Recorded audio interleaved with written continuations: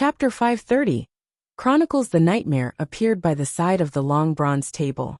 He was a man in his 30s with black hair and blue eyes, a long, thin face and obvious nasolabial folds. He had a beard that wasn't too thick by his mouth and chin. As the pain and the distortion eased, he pressed his hand to his chest and gave a solemn bow. Compared to the faceless from before, the nightmare was obviously not as muddle-headed and weak after being released. It was unknown if the Evernight pathway's enhancement to one's soul was stronger than that of the Seer pathway, or if it was because the grazing process had only happened recently. Klein sighed silently and began asking via spirit channeling, "Why did you die at the hands of Kalengos?" The corner of the nightmare's mouth slightly curled up, revealing a bitter smile. "I'm a red glove from the Nighthawks. I was tracking down a bunch of ancient chronicles that originated from a Balam imperial tomb. We suspected that they were related to the reason for Death's passing. I found out that a part of it might have fallen into the hands of a particular tycoon, so I led 2 companions of mine and boarded the ship he was on. Unfortunately, we were attacked by Kalengos' fleet just as we were about to launch an investigation." "What happened to your companions?" Klein subconsciously asked. The nightmare said in a slightly pained tone, "We originally had the opportunity to leave and even kill Kalengos through our skillful teamwork, but our ship sank, and we had to board a lifeboat instead. Everyone died. No, they were killed in the line of duty. May the goddess bless you." Klein drew a crimson moon inwardly. This made him more aware of the great difference between fighting at sea and fighting on land. Environmental factors were of critical importance. Beyonders not from the sailor pathway would be at a great disadvantage. If it wasn't because of the fact that the flying carpet had been huge, cumbersome and slow, making him an easy target, Klein would have opted to keep it and give Dan its cash. "Fortunately, I have the bladder of a murloc. I can find an artisan to create a mystical item that allows me to swim underwater. Unfortunately, it's very difficult to find an artisan. Most of them are from the Church of the God of Steam and Machinery, and there aren't many unaffiliated ones. Otherwise, mystical items wouldn't be this rare. If push comes to shove, I'll get Mr. Hangman to help." Klein looked at the nightmare who had been killed in the line of duty, and said softly as he leaned back, "What's your name? What unfulfilled wishes do you have?" The figure of the nightmare was already slowly dissipating. When he heard Klein's question, he said with a smile, "My name is Davy Raymond.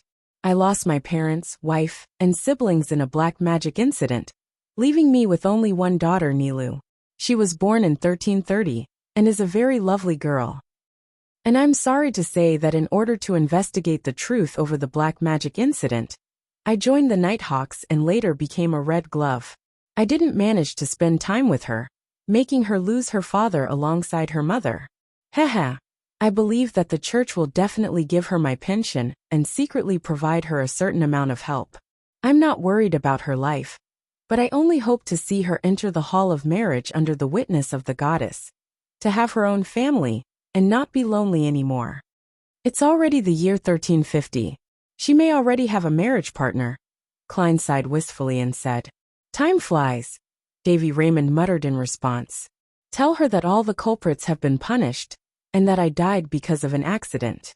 There's no need to hate anyone anymore.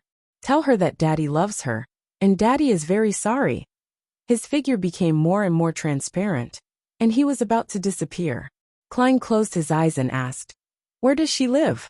What's the name of the tycoon who collected Death's chronicles?" "We live in Desi County's Conant City. It's a beautiful seaside city, with rich rubber plantations growing nearby. If she hasn't moved, then she'll be living at 67 Red Indus Street. The tycoon's name is Jimmy Necker. He should have fallen into the hands of Kalengos as well."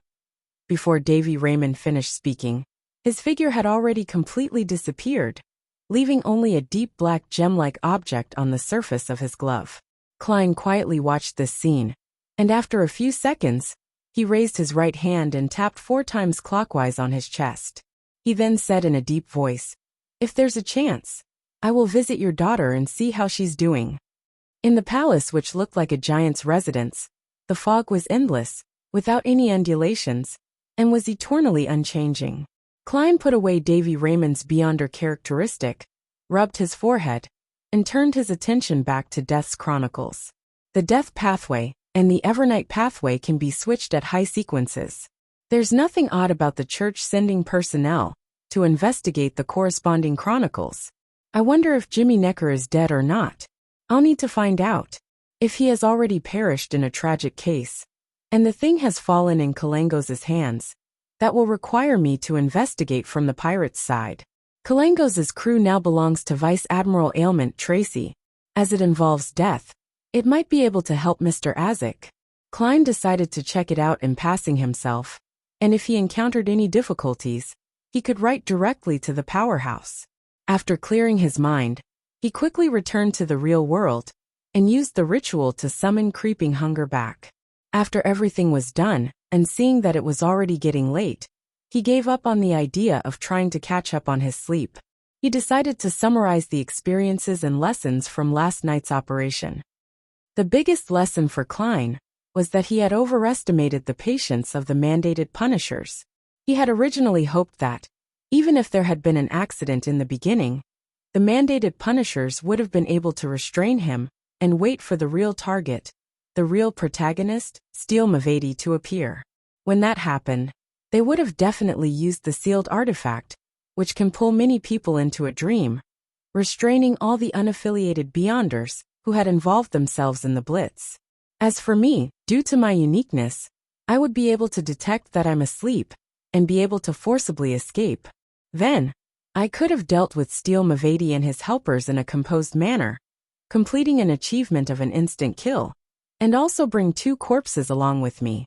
Yet, just as the incident happened, that bunch of irascible bros stormed in. They didn't even leave any backup teams to watch out for any contingencies. At the very most, they would let the wielder of the sealed artifact stay beyond the periphery, with 1 or 2 guards. The more Klein thought, the more he was at a loss on whether to laugh or cry. If it wasn't because Steel mandated Punisher's group of pirates who were more cautious, and had at least 2 Beyonders assigned, as well as all their puppets and zombies, to stop the mandated Punishers that might have pursued them, Klein would likely have found himself in a situation of going 2 against 5.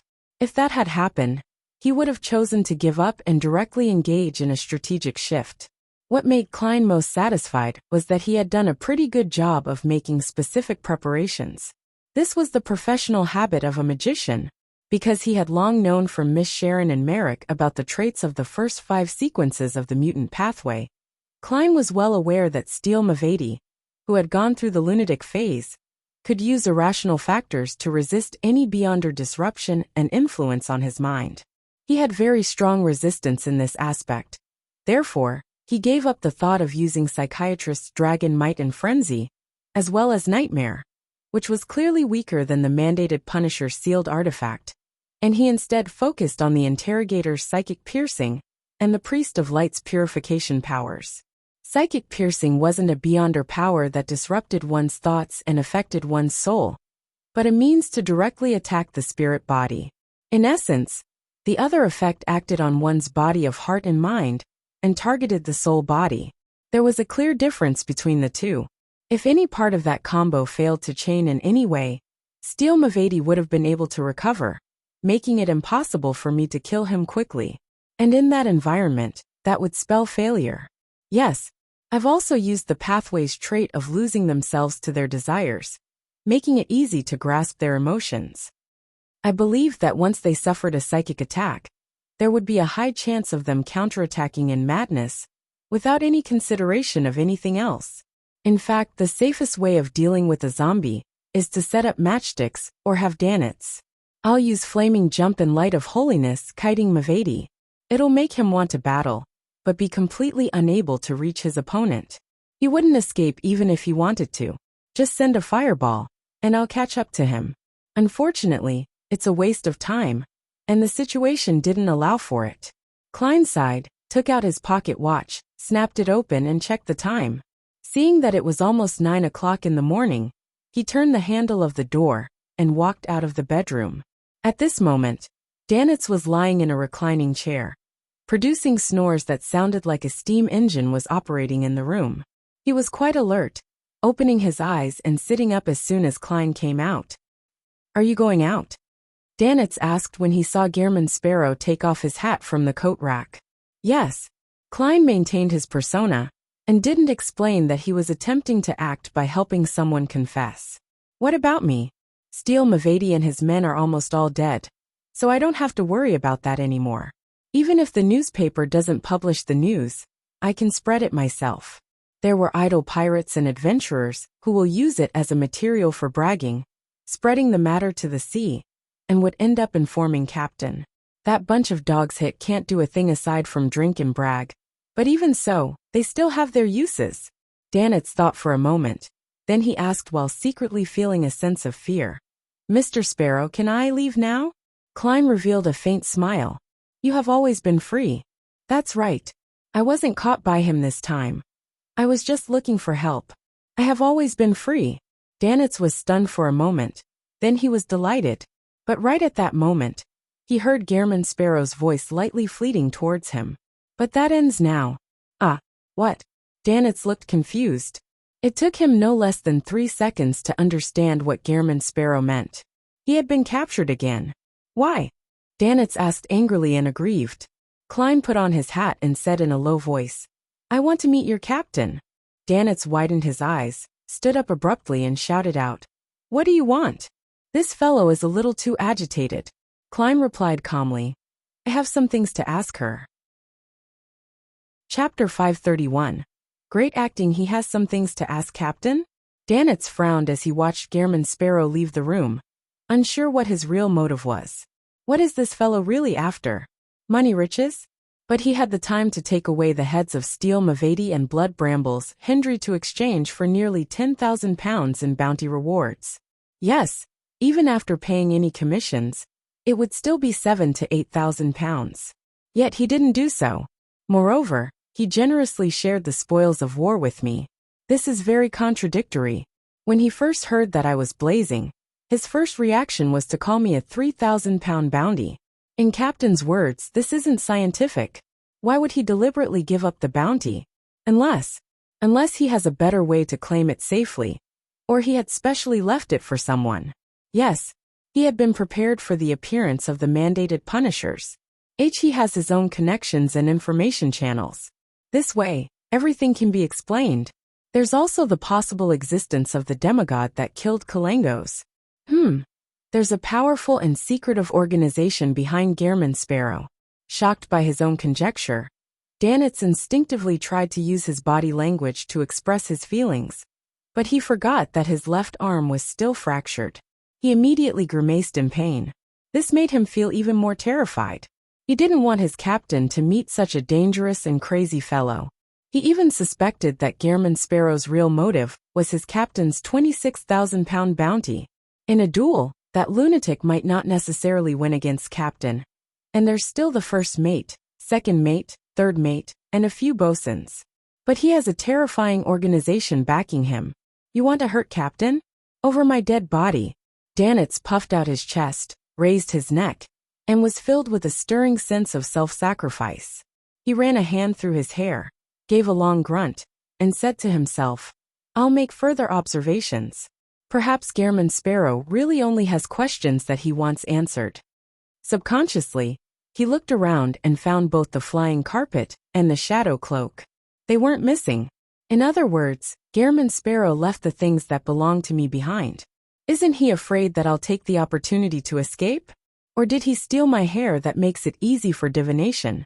No, he's a crazy guy. Even if he wishes to use my hair, he would just walk over and extend his hand to pull one out. It's impossible for him to do it secretly. Right? There's a powerful and secretive organization behind him.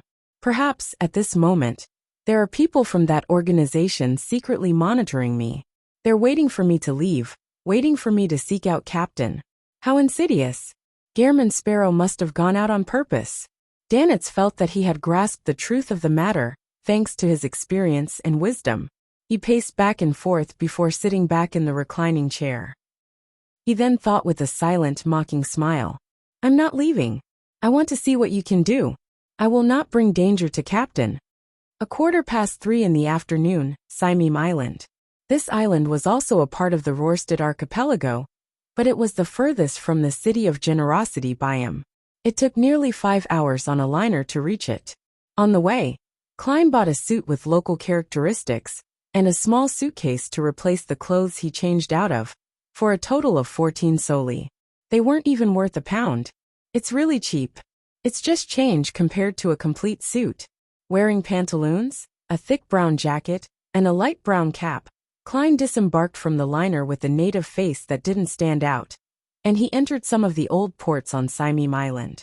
He had spent time buying clothes and changing his appearance, causing him to miss the 9 o'clock ferry, and be put in a situation where he could only take the ferry at 10. Thinking of the expenses he had to pay for this acting, he couldn't help but calculate his current financial situation. The faceless characteristic was sold for £3,825. The pirate bounties net me £3,000.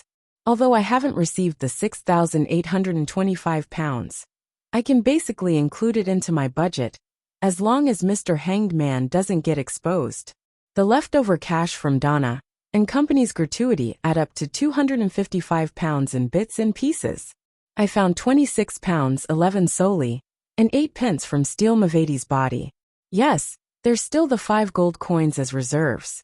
I haven't spent much money recently, only spending slightly more than £1 in total. This is something to be happy about. With that, I'll have £7,110. Moreover, I still have the Nightmare Beyonder characteristic and the Murloc's bladder. They're still worth something. On second thought, I earned a £3,000 bounty with a Zombie Beyonder characteristic. The latter is worth about £3,000 to £5,000. That is to say, I earned about £7,000. This is only from Steel Mavati, Blood Brambles, Hendry, and Squall. Besides, there was quite a lot of waste.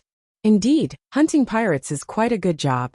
It can administer justice, punish the evil, protect the weak and innocent, and also make me rich overnight. Klein subconsciously turned his head to the side, only to see that the color of the seawater was much clearer than that of Byam's. It was as if the seawater was a huge green sparkling gem, reflecting golden rays under the sunlight. Sure enough, it's not without reason that generations after generations of adventurers have gone out to sea to search for wealth.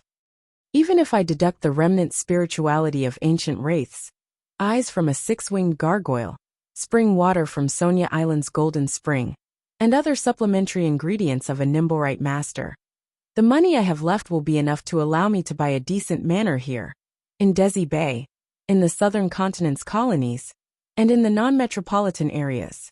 Lone's countryside is said to be very beautiful, and if it turns out that I'm really unable to return, I can consider settling down in a similar place.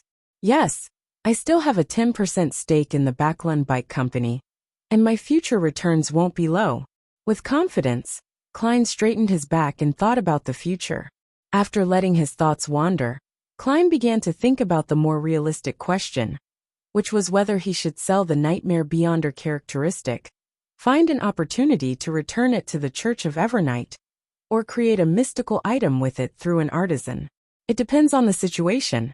The ideal solution would be to sell it to the church. The martyr Klein, who had taken 2 potions from the Nighthawks, thought with uncertainty. At the same time, he hoped that Little Sun would soon reach Sequence 7 and be qualified to gain clearance to the methods used to remove the mental corruption from a Beyonder characteristic. As for the matter of releasing the Priest of Light from the glove, he wasn't in a hurry. Little Sun had just received the potion formula for Sequence 7, so he had no need for it at the moment. He would have to wait for a long time. And the powers of a Priest of Light was very effective in dealing with a pirate like Admiral of Blood in a way that was far more potent than the Sun Brooch. As his thoughts slowly settled down, Klein entered the small port town. The place was basically filled with natives. Their skin was nearly bronze, and their black hair had slight natural curls. Their bodies emitted a scent that was derived from prolonged contact with spices. After changing his appearance and asking about Rain's situation, and if there was any news of Went's death, Klein found a secluded corner. He wiped his face with his hand, turning his face into a tall, thin Went with rather distinct facial features. He carried his suitcase and circled around the town to its border.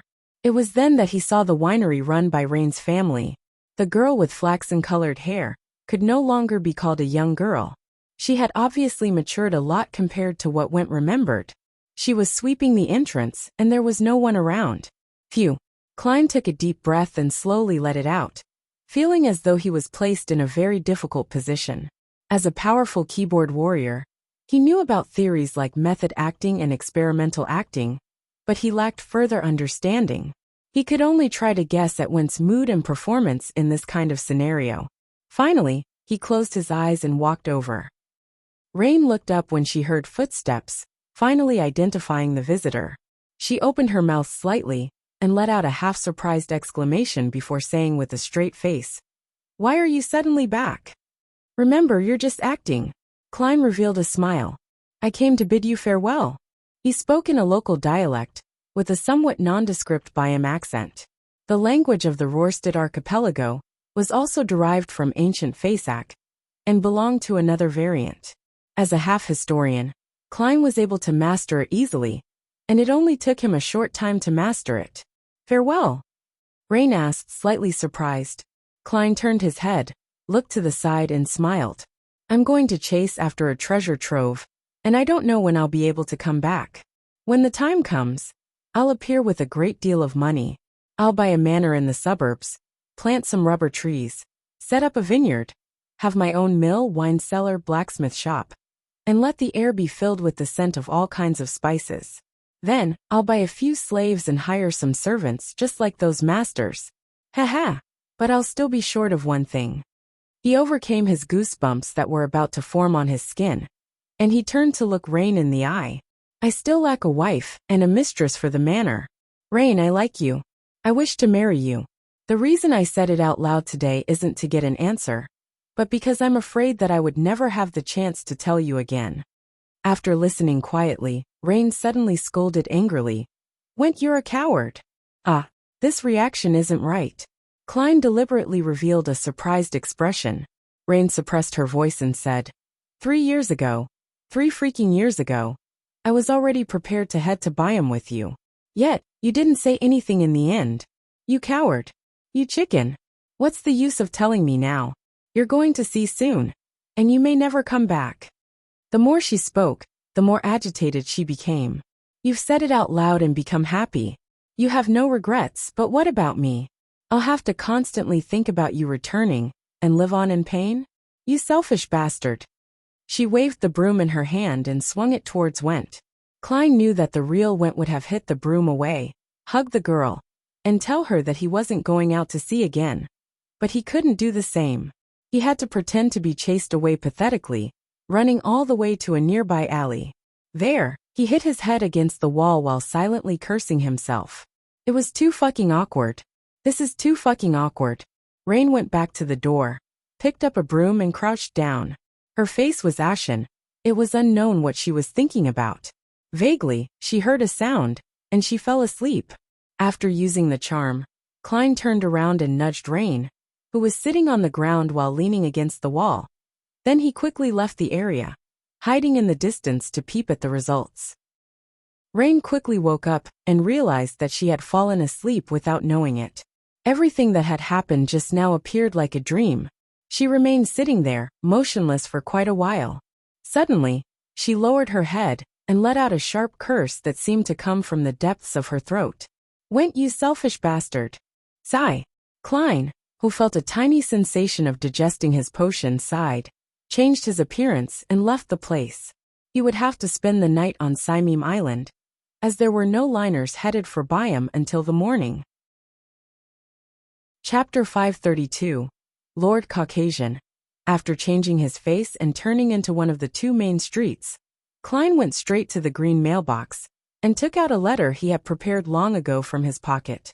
This was a death notice he had forged as an imitation of an official police document. It was sent to the sergeant of the town of Saimim Harbor. It was about the sudden death of the local resident, Went in Biam. When deciding to do the acting, Klein had worked out a plan to keep things on track and not cause irreparable damage to the girl Rain.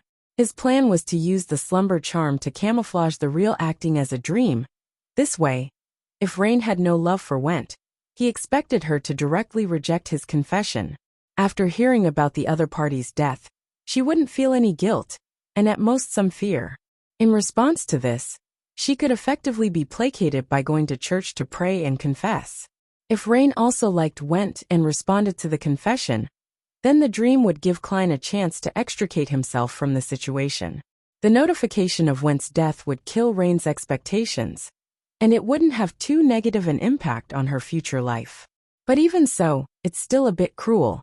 No matter what kind of woman she is, facing the situation of a guy confessing to her in her dreams, after his death, is definitely going to be heartbreaking. She wouldn't be able to recover for a long time.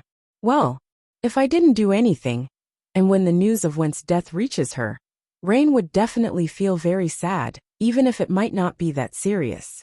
However, that knot in her heart would never be able to be mended, and she would be stuck wondering for the rest of her life whether Went had gone out on an adventure to pursue his and her future, or if he simply didn't like her. It's not a bad way to end things like this. Once she has overcome her pain, she will carry that gentleness of having been truly loved once while leading her future life. Regardless, to forcibly interfere in the lives of others for acting, having an impact on an innocent person's life to a certain degree, even though I'm using the excuse of fulfilling a wish, it's not a truly kind thing to do.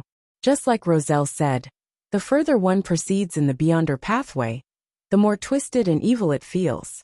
The acting method might not be a catalyst. All I can do is try my best to minimize such effects. After sending the letter, Klein exhaled, and with a native face that didn't stand out, he walked to the only inn in town. Along the way, he summed up his previous experience, which was that disguising yourself as someone else and obtaining feedback was likely a main clause of the faceless principles, second only to you can disguise yourself into anyone, but you are ultimately yourself. If it were any other faceless, they would have blocked out information about Went's death for the sake of this role. They would have agreed to Rain's confession and spent 1 to 2 years in a relationship with her, marry her, and have children with her, and then, to not be bound by the various relationships in this identity. Remember who they were and leave coldly. If there was no exposure during this process, the potion would mostly be digested. But I really can't do it. It's just completely against my conscience. I can only try to push the envelope.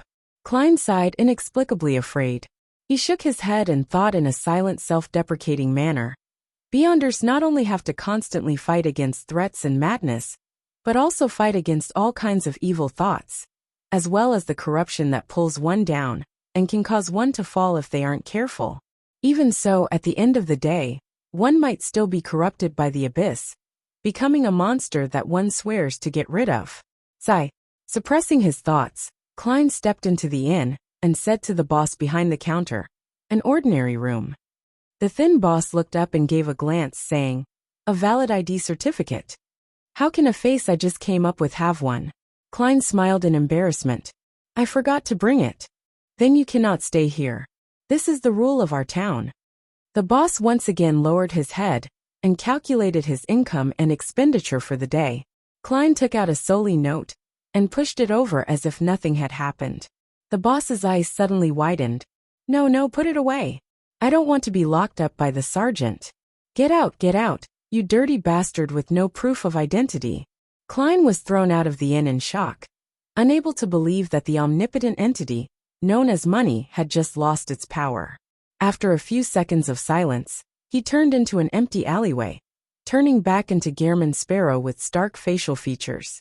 Klein returned to the inn, tapped on the counter, and said Loanese in a Backlund accent, "A room."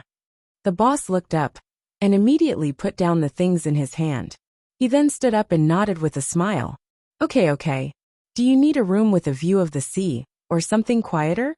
He switched to a clumsy Loanese that had a thick accent that resembled that of the land of spices, with no further mention of identification. "This really is a pragmatic world." Klein silently lampooned and politely responded, "Quiet." Yes, immediately," the boss responded hurriedly. Then he called an attendant, took the keys, and led Klein personally to the second floor. "Sir, how many days will you be staying?" "It's one solely 5 pence a night." "Just tonight?" Klein couldn't stand the enthusiasm, so he answered succinctly, "At the Wind of Azure Inn." His luxurious suite with Danitz was 5 soldi a night. Without a doubt, the room the boss had chosen was clean and tidy, and there was no trace of the usual humidity in a harbor inn. Klein looked around and nodded in satisfaction. Excellent. It's my honor, the boss flattered with obvious fear. Klein put down his luggage, rested for a while, then he got up and went back down to the ground floor to settle his dinner. Beside the counter, tables were arranged messily on the first floor. There was a greasy layer on their surface, and a fireplace was burning in the corner, giving off light and heat. The Rörsted archipelago was slightly to the south, and the lowest temperatures in winter was only about 10 degrees Celsius. However, for the locals, this was still cold enough that they needed a fire to warm them up. Klein randomly found a seat and sat down, ordering a local specialty of grilled meat and spiced mushroom soup, with the main dish being potato bread. While he was waiting, he swept his gaze over the customers inside the restaurant. His gaze then instinctively landed on a lady. This lady had a head of simple tied-up black hair, and a pair of distinctive greenish-gray eyes. Her appearance was the type that one would never get sick of easily, and the more he looked at her, the more intrigued he became. She was obviously not a native, but she was wearing a man's shirt and a thick tan jacket. By her hand was a round-brimmed hat with a depression in the middle. This was one of the more common adventurer outfits out in the sea. At her table, the 3 other men were the same, and they clearly appeared to have been exposed to the elements. Klein had never hid his appreciation of beautiful ladies, but his attention wasn't drawn to her by her appearance. The sea had a strong sense of discrimination against females. Women who could achieve a certain status among adventurers and pirates were either very scheming, very powerful, or both.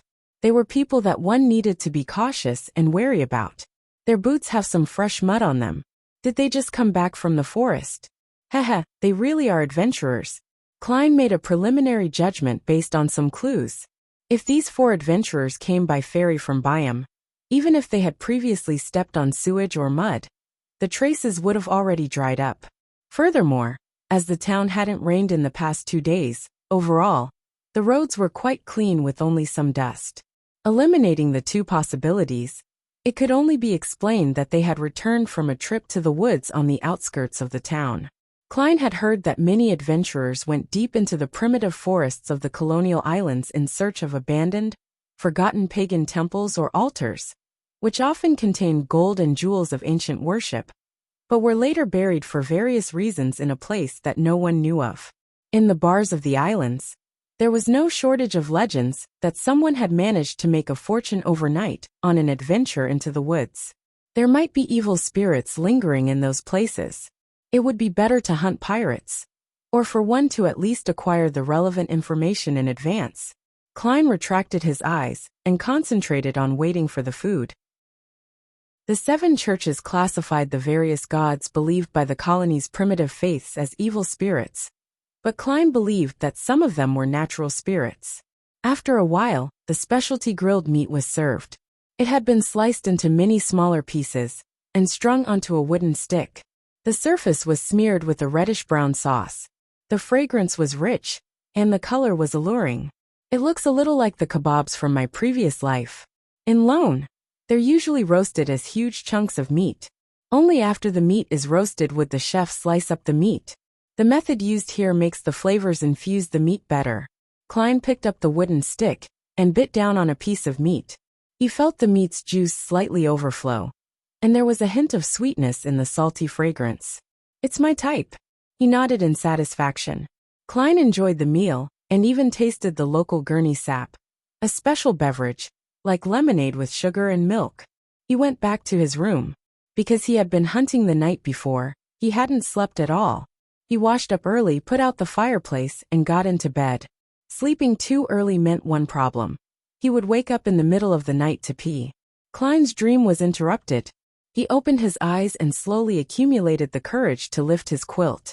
In the middle of the night, Simim was about 8 to 9 degrees Celsius, and it was enough to make it feel sufficiently cold.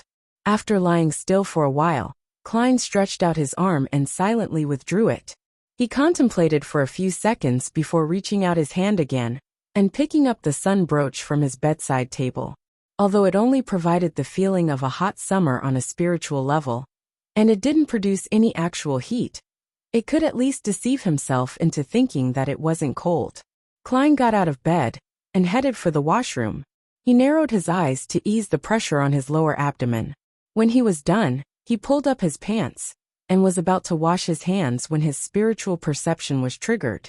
Klein frowned slightly and looked up at the vent in the bathroom. Suddenly, something black and slippery dropped and hung there. It was a venomous snake extending its forked tongue. Klein was startled. He opened his mouth and shouted, "Bang!" The snake was miserably hit, and it split in half. What happened? Klein stared at it for a few seconds. Seeing no further movement, he walked out of the bathroom and pulled a gold coin from his pocket. Chapter 533, Mr. 4,200 pounds. There is danger in the inn. Klein softly chanted the divination statement, entered cogitation, and then flipped a gold coin. Clang! A faint but crisp sound echoed in the quiet room. The gold coin tumbled and fell, landing in Klein's palm. It was tails, indicating a negative response. No danger. With a frown, Klein looked around and pulled out a bottle of insect-repelling essential oil from his coat on the coat rack. He sprinkled a circle around him. Then he quickly took 4 steps counterclockwise, entering the gray fog to make a divination for confirmation. In about 10 seconds, he received a revelation. There was still no danger. Returning to the real world, Klein shook his head, put the gold coin and bottle back, wore his coat, trousers, and boots before sitting at the edge of his bed, leaning back against the pillow as he placed great caution on this turn of events. He still remembered his seer principles, especially the one about divination is not all-powerful. So even if the answers he received indicated it was safe, he didn't dare to relax and return to his slumber. This isn't to say that he didn't believe in the gray fog's ability to shield him from interference, but rather that there were too many possibilities. His divination statement might not be accurate enough to cover them all, resulting in his misinterpretation. He already had a guess about what had just happened. It was that the 4 adventurers in the restaurant had indeed found the abandoned and forgotten ancient temple in the primitive forest on Simeem Island. They had obtained wealth or cultural relics, but they had also stirred the barely surviving evil spirits, causing them to be plagued by evil thoughts and curses. Time ticked by, and Klein suddenly felt a subtle spirituality fluctuation spread out from the room and quickly blend into the surrounding darkness. The hidden flow that he had barely sensed vanished, and the tranquility of the night returned. As expected, it's a result of beyonder powers. It was solved just like that. I'll just wait a little longer. It would be dawn in an hour or 2 anyway. Even if there really is a problem, this place has a cathedral and a mandated punishers team. Klein half closed his eyes and began to engage in cogitation. Buy him Amiris leaf bar. Danitz, determined to hoodwink any monitoring, carried a cup of Lanty-proof and drunkenly watched as the girls on the boxing ring danced a hot, sexy dance. Dogs hit. It's been so long since they've lost a single piece of clothing, he shouted with the other drunks. Then, ignoring whether they received any response, they laughed out loud, clinked glasses, and drank. Have you read the newspapers? A man who was fooling around in the bar late at night burped and said to his companions, Did your brain get eaten by a donkey? Do you think that I can read those twisting and turning letters of the alphabet? Holy Lord of Storms, I'm only interested in this kind of twisting and turning. Ha ha ha. His companion raised his glass and pointed at the dancers, laughing at what he thought was a humorous answer. The man who had spoken earlier smacked the back of his head. Steele is dead. He was killed by blazing. The nearby Danitz was stunned for a moment. Then he sat up, turning his head slightly. He cleared his throat and took a sip of the liquor, acting as if nothing had happened, but he secretly inched closer to hear what the others had to say about the matter. The adventurer and part-time pirate who had brought him into the trade had once said that life at sea would have been meaningless without liquor, women, and boasting. Steel? What steel? Let me tell you, when I was young, I once defeated a steel pipe. Another drunkard interrupted. What did you do to the steel pipe? Should I say something like, whoa, yours sure is thin? The first man to speak revealed a knowing smile. He didn't wait for a reply as he continued. Steel Mavady is dead. The second mate of Admiral of Blood is dead. The last half of his words came out in a low growl. It frightened one of the fellows who was already wavering to slip to the bottom of the table as he raved in horror. It wasn't me, I didn't do it. Dogs hit. A bar is always so chaotic. Hurry up and get to the point. I'm waiting for you to praise Lord Blazing. The disguised Danitz couldn't wait to smash the cup of alcohol in his hand at the group. The papers mentioned that it was jointly done by the Navy and the Church. Steele is dead, Blood Brambles is dead. Even Com Squall is dead. John Smith, and that bunch of assholes have been caught as well.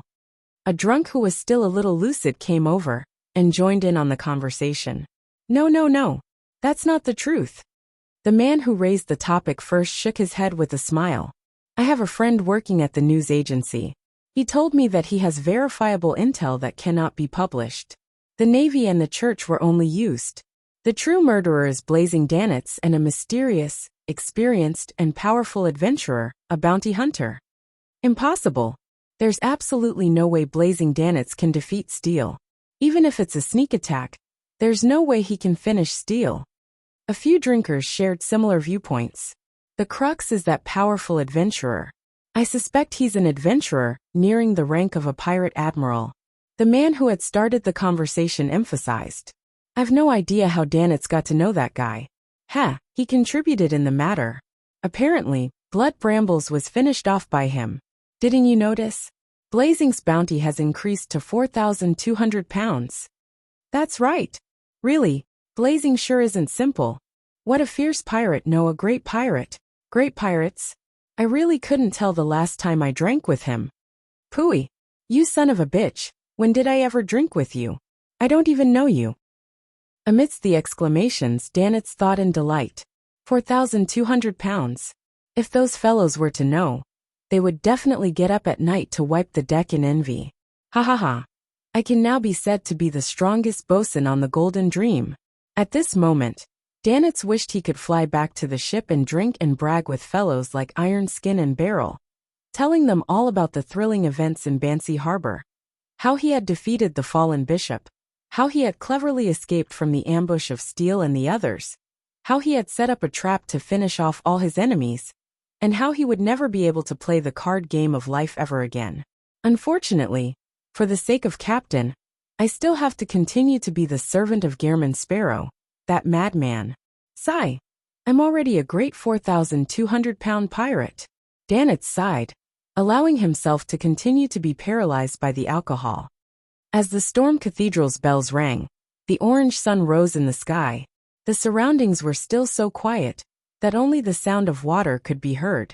Without encountering anything abnormal, Klein exhaled in relief and took off his clothes, returned to bed, and made up for his lack of sleep by sleeping for another 2 more hours. His considerable spirituality allowed him to wake up at the scheduled time of 8:30 a.m. He washed up slowly, changed his clothes, and went to the first floor to buy a loaf of bread with cooked chestnuts and a glass of Gurney sap. He ate as he walked to the dock. Since he had already bought his return tickets for the 9 o'clock liner, Klein kept watch of the time and prepared to board the ship.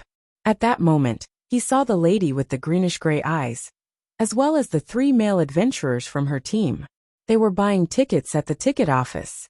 The liner is about to leave. They definitely wouldn't be able to make it in time for the 9 o'clock trip. I wonder what they obtained from the abandoned temple. But last night they attracted an existence similar to an evil spirit. Please don't let anything unexpected happen when they ride on the liner. Klein used his body to block the adventurer's line of sight, took out a gold coin, and made a divination. His revelation was that the later liner wouldn't be in danger. Klein hesitated for 2 seconds, looked at the passengers waiting for the 10 o'clock liner near the ticket office, rubbed his fingers together in silence, and lit the ticket in his palm. He went back to the ticket office as if nothing had happened and bought the 10 o'clock liner ticket for 4 soldi. Then, he went to the washroom at the docks, went above the gray fog, and quickly divined his worries. He knew very well that if the results showed that there were great dangers, he wouldn't take the risk of boarding the ship. Instead, he would find a way to prevent the ship from sailing and destroy it, if necessary, to prevent any innocents from dying. If the revelation was the same as the divination from before, he would ride it normally while keeping a lookout for any accidents. In the end, he still received a negative answer. Klein was relieved and returned to the real world. He adjusted the position of the Murloc's bladder for quick access.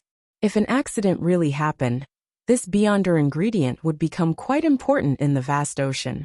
This beyonder ingredient could also be used in a rudimentary, simple manner, just like the all-black eye which had been contaminated by the true creator. 10 o'clock sharp. Klein, in his Gehrman Sparrow appearance, picked up his suitcase, followed the adventurers and boarded the liner. Along the way, he appeared to doze off or read old newspapers and magazines on the ship, but in actual fact, he was keeping an eye on the greenish-gray-eyed lady and her companions. This wariness continued all the way to the port of Byam, but no accidents occurred in the middle. Did they resolve all the problems? What did they actually get? Klein stopped by the side of the road, bought the latest newspaper from a newsboy, and watched the 4 adventurers from the corner of his eye until they disappeared. Phew. Klein decided to not think about it anymore. As long as it didn't endanger the overall situation, he wasn't concerned about what those people had done. He was just a little curious. He picked up his suitcase, leafing through the papers as he walked down Acid Lemon Street, like an ordinary passerby. Suddenly, with a chuckle, he said to himself, "The bounty for Danitz has risen to 4,200 pounds. If things continued like this, he suspected whether he could resist the urge of sending the fellow to the Governor-General's office." Walking back to the Wind of Azure Inn, Klein heard undulated snores that were slowly reaching a crescendo before he even took out his keys. He didn't escape. Klein was slightly surprised, but he wasn't too surprised either. He had previously tampered with Shadow Cloak, so as long as Danitz left, he could use divination methods to track him down and find the Vice Admiral Iceberg. Although he's timid, he's still cautious. Klein opened the door and entered, looking at Danitz, who awoke with a start. He grinned a little. "Congratulations, Mr. 4,200 pounds. Danitz was instantly wide awake, wanting to laugh dryly in response, but he couldn't. At this moment, he felt that his life might be in danger. Chapter 534. A dream lesson. Danitz's worries didn't come true. Klein gave him a look and went into the bedroom to rest. During the 5 hours he spent on the liner, he had always been in a highly tense state. He had also been alarmed last night and didn't sleep well as a result. At this moment, he couldn't help but feel exhausted. With a thud, Klein closed the bedroom door. "Phew, he scared me to death." Danitz relaxed and slumped into the reclining chair. The scene of him turning into gold pounds had surfaced in his mind a moment ago. He found it difficult to stop having these scenes appear one after another in his mind. After a moment of silence, Danitz, who had been hanging around the bar until dawn, fell asleep again without realizing it. He dreamed that the captain had arrived to save him, but she had failed. Instead, she got caught by Gehrman Sparrow and ended up becoming a maidservant for this crazy adventurer. Just as Danitz was outraged and unable to resist, he suddenly saw the blurry scene around him turn clear, just as he was about to wake up. The scene froze on the luxurious suite of the Wind of Azure Inn. Knock. Knock. Knock. Danitz heard a slow, soothing knock on the door. Wasn't I dreaming? With this question in mind, Danitz walked over to the door and turned the handle. As the crack in the door widened, he saw a familiar figure. She was a beautiful lady, with a face shaped like a goose egg, a high nose bridge, thin lips, and a pair of pale blue eyes that resembled clear spring water. Her long brown hair parted in the middle, tied in a simple but delicate knot at the back of her head as they flowed down. She didn't wear a hat, only wearing a beige coat, which was tight at the waist. Her collar was covered with palm-sized flowers woven from white lace. Matching her coat was a dark-colored skirt which reached her knees. The pleats of her skirt were connected, looking slightly fluffy. On her feet were a pair of leather boots that shared the same color as her hair. "Captain!" Danitz cried out in alarm. He hurriedly snapped out of his reverie, turned around and faced Gehrman Sparrow's bedroom, while taking a defensive stance. "Be careful. Run. A lunatic is looking for you. He has a terrifying organization backing him." As the feeling of self-sacrifice welled up in him, Danitz heard his captain calmly say, "This is a dream." Dream? Yeah, I'm dreaming. What's there to be afraid of? Danitz glanced left and right, folded his arms, turned around and said, "Captain, you simulated the powers of a nightmare? That can't be right. You were near Sonia Island just last week. The largest island in this region of the Sonia Sea, which was also the origin of its name. It was almost like a small continent. Originally, it was the only remaining gathering place for the elves after the cataclysm, but as time passed, this ancient Beyonder race was plagued by all sorts of factors and gradually died out. The occasional sighting of them proved that they hadn't completely gone extinct. At the end of the Fourth Epoch, the Lone Kingdom occupied this island, but in the 20-year war, they suffered a terrible defeat, handing over Sonia Island to the Fasak Empire. That was already more than 7 centuries ago. Sonia Island was situated north-northwest of the Rorstad archipelago, and it took nearly half a month by ship to arrive there.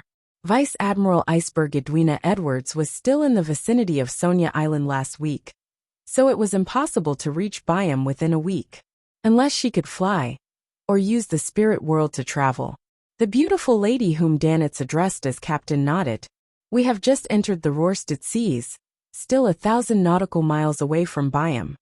In other words, she'll take another 3 to 4 days before arriving? That's what I call normal," Danitz curiously asked. "This should have already surpassed the range of a nightmare? Moreover, it far exceeds," he added inwardly. Vice Admiral Iceberg Edwina entered the room and walked towards the table and chair. "It's not a nightmare power, but a secret ritualistic magic.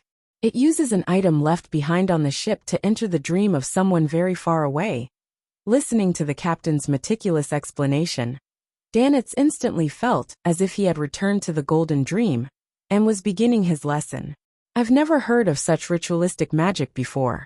Yes, Captain has mastered many strange and rare magic in witchcraft. No one can tell how much knowledge she possesses. She seems to have mentioned that her sequence name is Mysticism Magister. Sigh. If I had known that she had this secret technique, then I wouldn't have been so frustrated over how to inform her about the unexpected events in Byam. Danitz interrupted Edwina's description with a flurry of thoughts. "Captain, you sense that there's a problem with our point of contact over here?" "Yes. This is another secret technique." Edwina seemed inclined to describe the specific method in detail. Seeing this, Danitz hurriedly sighed. "Poor old Rin and the others." Edwina stopped walking and turned her back to the window, asking succinctly, "What happened?" "I'll have to start from Demir Harbor." Danitz felt energized, as if his long-lasting depression had finally paid off at that moment. He described his attempts to recruit Gehrman Sparrow, but he ended up discovering that he was a madman, and he also exaggerated his plight on the White Agate. According to the rough draft he had prepared last night, he thoroughly described the weird and horrifying situation at Bansi Harbor, including the ambush and assassination attempt involving Steel Mavadi. He explained everything about how he joined forces with Gehrman Sparrow for a counterattack and hunt, as well as his own theories about Gehrman Sparrow's background and powers. This included creeping hunger and the secret of powerful organization. During this process, he tried his best to restore the truth, only exaggerating the role he played, raising his status from servant or attendant to an assistant or collaborator. Vice Admiral Edwina listened quietly the entire time without interrupting him. When he was done, she nodded lightly and said, "He has no ill intentions." "Him? Gehrman Sparrow means no harm?" Danitz quickly said, "Captain, regardless, he's a dangerous fellow. Are you sure he means no harm?" "I can't be sure," Edwina replied very calmly. "Then why were you?" Danitz took a silent breath, sensing the similarity between his captain and Gehrman Sparrow. They were people who he couldn't engage in a conversation with. Vice Admiral Iceberg Edwina said with a straight face, "That's just my speculation and judgment." Danitz rubbed his temples with his right hand. "Anyway, he's dangerous. There's a secret organization backing him, and I've no idea about the situation of the organization. Captain, I don't think you should take the risk of communicating with him, even if he claims to have something to ask of you." Edwina thought for a moment before saying, "There's no need to take risks. I can communicate with him through you.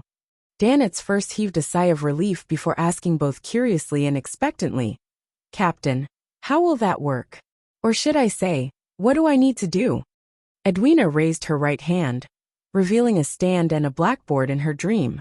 I need you to hold a ritual, she said. It's called a soulfall ritual. It allows my soul to pass through the spirit world and attach itself to your body. I'll be able to converse directly with Gehrman Sparrow. It works on anyone below that of a demigod, with an effective distance of no more than 500 nautical miles. It involves reason and communication, and it belongs to the realm of the god of knowledge and wisdom. You must draw the corresponding symbols and magic labels. In mysticism, the blue star corresponds to the god of knowledge and wisdom. Mercury, brass, lavender, pepper, and mint are needed. Blue star corresponds to Saturday. The time of the blue star is from midnight to 1 on Friday, and 11 to 12 noon on Saturday. Edwina explained as she wrote the key points to remember on the blackboard, and Danitz instinctively sat down and assumed a listening posture. As he listened, he suddenly felt at a loss. Why do I need to attend classes even in my dreams? In the bedroom, Klein, who was sleeping, suddenly jolted awake, having vaguely sensed something. He got out of bed and listened for a moment. In the living room, although Danitz was snoring, his breathing was calmer than before. It wasn't too strange, but it was sufficiently unusual for an experienced senior expert in mysticism like Klein, who had been through a lot. He softly walked to the door that separated the bedroom from the living room, reached for the handle, and slowly turned it. Without a sound, Klein walked out of the bedroom and saw Danitz lying in a reclining chair, fast asleep. Everything around him appeared normal. Klein quietly activated his spirit vision and checked blazing, but he didn't find anything amiss. Whether it was the color of his aura or the changes in his mood, there was nothing abnormal about him, all within a reasonable range. After watching for a while, Klein frowned and took out a silver charm. Dream charm. In the dream, Danitz was learning the soulfall ritual with a bitter expression. He had no doubt that the captain in front of him was genuine. No one can fake such a style and hobby. At that moment, he heard the sound of the lock turning. Subconsciously, Danitz looked towards the bedroom, where the crack in the door was widening, and Gehrman Sparrow, who was wearing only a white shirt, walked out expressionlessly. You, how did you appear here? Danitz shot to his feet, blurting out in shock. He quickly snapped to his senses and stammered. Tish, this is my dream. How is Gehrman Sparrow appearing so easily? With one hand in the pocket of his dark trousers, Klein walked toward the woman who had her back to the window, and said in a low voice, a charm. Then, looking directly at the woman, he asked almost with certainty, Edwina Edwards? Her attire is a little strange. She doesn't look like an adventurer, much less a pirate. She looks like a woman with a decent job, someone who can support herself on her own. The style of her attire looks like it comes from Intis. Klein thought, feeling somewhat unaccustomed. Edwina nodded slightly and similarly replied with a question. Gehrman Sparrow? Yes, good afternoon, ma'am. Klein smiled slightly, pressed his hand to his chest and bowed. Edwina nodded and replied, good afternoon. Klein, who was maintaining his persona, stopped talking, waiting for the other side to take the initiative to ask him about his purpose. He looked at Edwina. Edwina looked at him.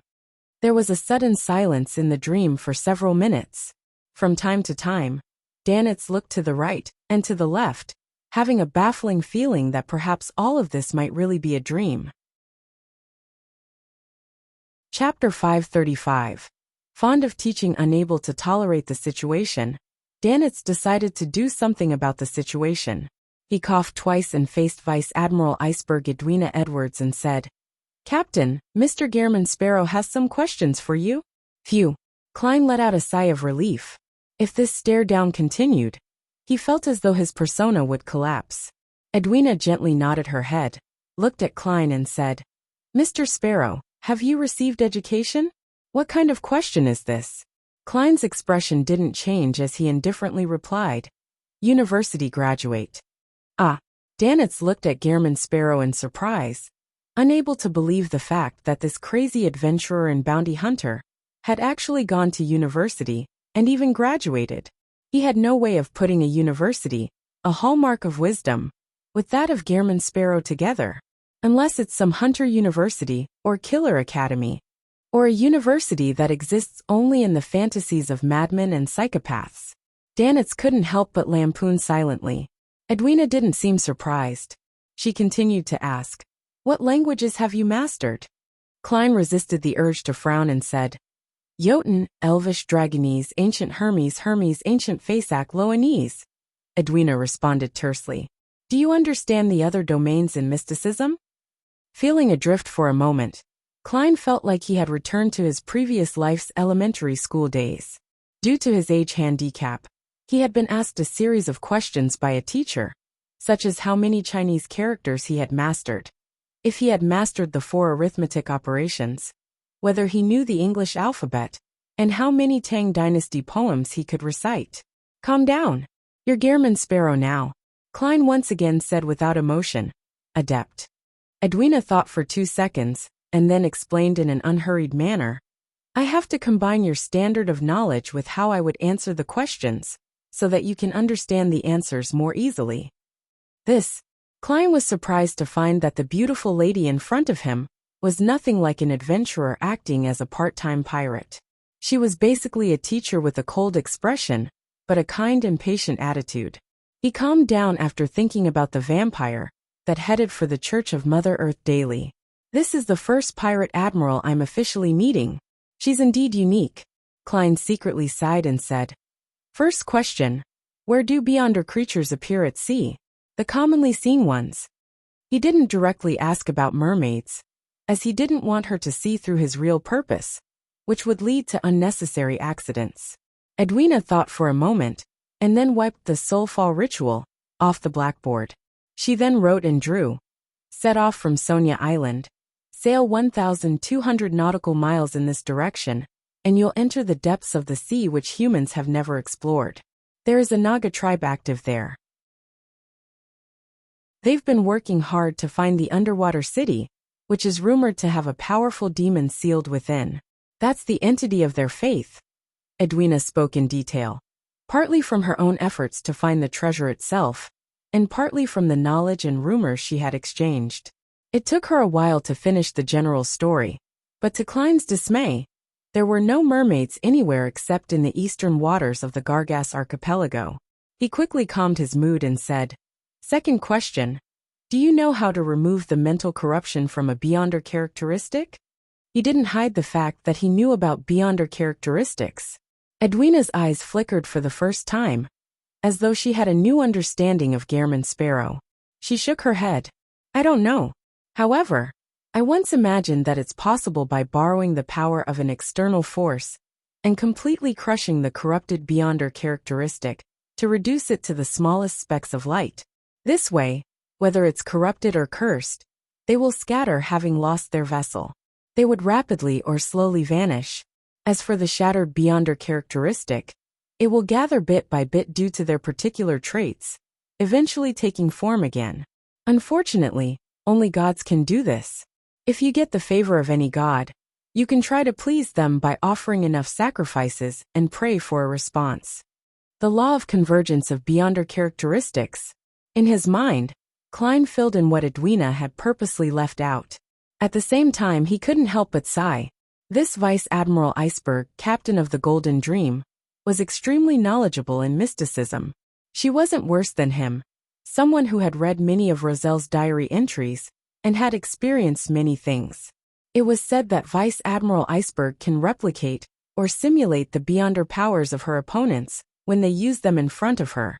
This is rather similar to Mr. Isengard Stanton's 2-081 ring. As soon as Klein's thoughts began to wander, he forcefully reined them back, and he nodded as if he was thinking about something. "I agree with this hypothesis. Regretfully, I haven't done it in practice. It's only a conjecture." Edwina rarely used a word that described emotion. Danitz, who had been listening by the side, had a dazed look on his face. He was unable to keep up with the conversation at all. What are they talking about? What are they discussing? Why do I know every word, but know nothing when they're strung together? What's a beyonder characteristic? What does shattering it do? What does it gathering together represent? Danitz looked left and right, his eyes blank. At this point, Klein threw out the third question he had thought about. Where can you find ancient wraiths? He only mentioned this kind of monster because the corresponding ingredients could also be used in the domain of death. It didn't expose the secrets of his own sequence. Edwina glanced at Danitz and said, I'll keep an eye out for you. If you want to attend Byam's Beyonder gatherings, he knows a few. He can take you there. Not bad, it's easier to talk to smart people. Klein added, Do you know where there are people who can make mystical items out of Beyonder ingredients or characteristics? I met one at a gathering, but he never showed up again. Edwina answered frankly. I have grasped the corresponding knowledge. I can simulate it, but I cannot guarantee the success rate. Haha. I'll wait then. Klein didn't harp on the topic and switched to asking, How much do you know about Death's Key? Little. An iron-black key suddenly appeared in Edwina's hand. It was about the size of a lyre. Its shape was ancient, and it had a dark luster. The pirate admiral said while half carrying the item from the shipwreck, If you mean this key, then I can tell you that it belongs to the giants. Klein glanced sideways at Danitz. Your bosun told me that it can also belong to a dragon or a demonic wolf. That was the earliest guess.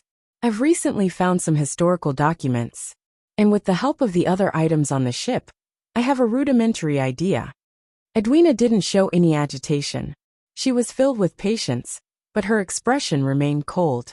After finally regaining his sense as the owner of the dream, Danitz curiously asked, Captain, is it really the giants?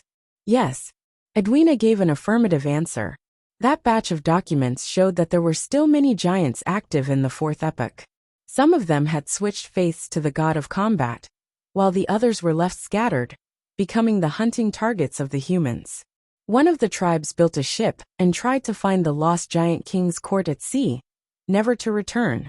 The sunken ship we discovered, along with some of the items inside, are very similar to the relics they left behind in their original settlement. So we have sufficient reason to believe that the key belongs to the giants, and it is very likely to be pointed towards the lost giant king's court of their race before the cataclysm. Giant King's Court? Little Son said it's not far from the City of Silver. Klein didn't say a word, but he quietly listened to Vice Admiral Iceberg's description. I have to say the City of Silver and the Forsaken Land of the Gods are things I know that completely surpasses other Beyonders. Even the seven gods can't find that place, or they find it hard to figure out the exact situation. In this aspect, I'm stronger than them. Klein thought about it with a smug and self-deprecating manner before saying in a deep voice, If I offer a sufficient price, are you willing to sell the key? Of course, unless I acquire additional clues to the Giant King's court. Edwina continued to speak at a moderate pace. Very good. If the Tarot Club organizes an expedition to the Giant King's court one day, I will buy this key. Klein was about to ask the last question, when he suddenly remembered the four adventurers. Relying on the power of the dream charm, he conjured the lady with greenish-gray eyes, who wore a man's shirt, and her three companions. Do you know them? Edwina took a glance and said almost without thinking, Letitia Dolera, an archaeologist and adventurer. Rumor has it that she's a member from the Moses Ascetic Order, or the Element Dawn. Moses Ascetic Order, the ancient organization that believes in the hidden sage. It really isn't for money, and their goal is definitely something from the abandoned temple. Klein asked casually, What do you know about Element Dawn? This mysterious organization was similar to the psychology alchemists, having been born in the recent 1 to 200 years. It combined the elements of various schools of mysticism. It had its own set of theories, and its members were all proficient in spell casting, and had mastery in many ancient witchcraft techniques. Edwina pursed her lips and said, They've always been fighting against the Moses Ascetic Order. Rumor has it that the eldest daughter of Emperor Roselle, Bernadette Gustave, established it. The Element Dawn is headed by Bernadette? Zeradul's prophecy is quite accurate after all. She can really be considered an important figure in the Beyonder world. Klein sighed inwardly, feeling somewhat enlightened. He resisted the urge to sigh and looked at Edwina. He calmly said, One last question. When the beautiful lady and blazing Danet's attention was fully focused on him, he slowly opened his mouth. Are you interested in cooperating? What kind of cooperation? Edwina returned with a question. The smile on Klein's face became more and more exuberant. With a hint of madness in it, he said, Hunt Admiral of Blood. Chapter 536. Local faith what? Hunt Admiral of Blood? Danitz almost raised his right hand to his ear. His first reaction was that he had misheard. However, Gehrman Sparrow's smile with hidden madness, and the slight movement of his captain's eyebrows, an abnormality of hers, reminded him that what was said had really happened. This madman Gehrman Sparrow really is daring. This is one of the 7 pirate admirals. They aren't people that a character like Steel Mavady can be compared with. Danitz's pupil shrank, his heart on the brink of roaring. Putting aside the fact that Admiral of Blood Seigneur's own might, just the pirates underneath him are intimidating enough. His first mate, third mate, and the captains of each ship are all capable of independently leading a large pirate crew. There are still many of the crew which Steel Mavady had brought to Byam with him in the Blood Pirate crew. When Vice Admiral Hurricane Kalangos died silently like a wild dog in Backland, it was mainly because he wasn't with his pirate crew. However, Admiral of Blood Seigneur is different. He seldom leaves his flagship, and rarely leaves the company of his men. Even if the focus is placed back on Seigneur's strength, it would still be extremely terrifying. He's mysterious, bizarre, and is one of the few powerhouses at the sea who is second only to the 4 kings.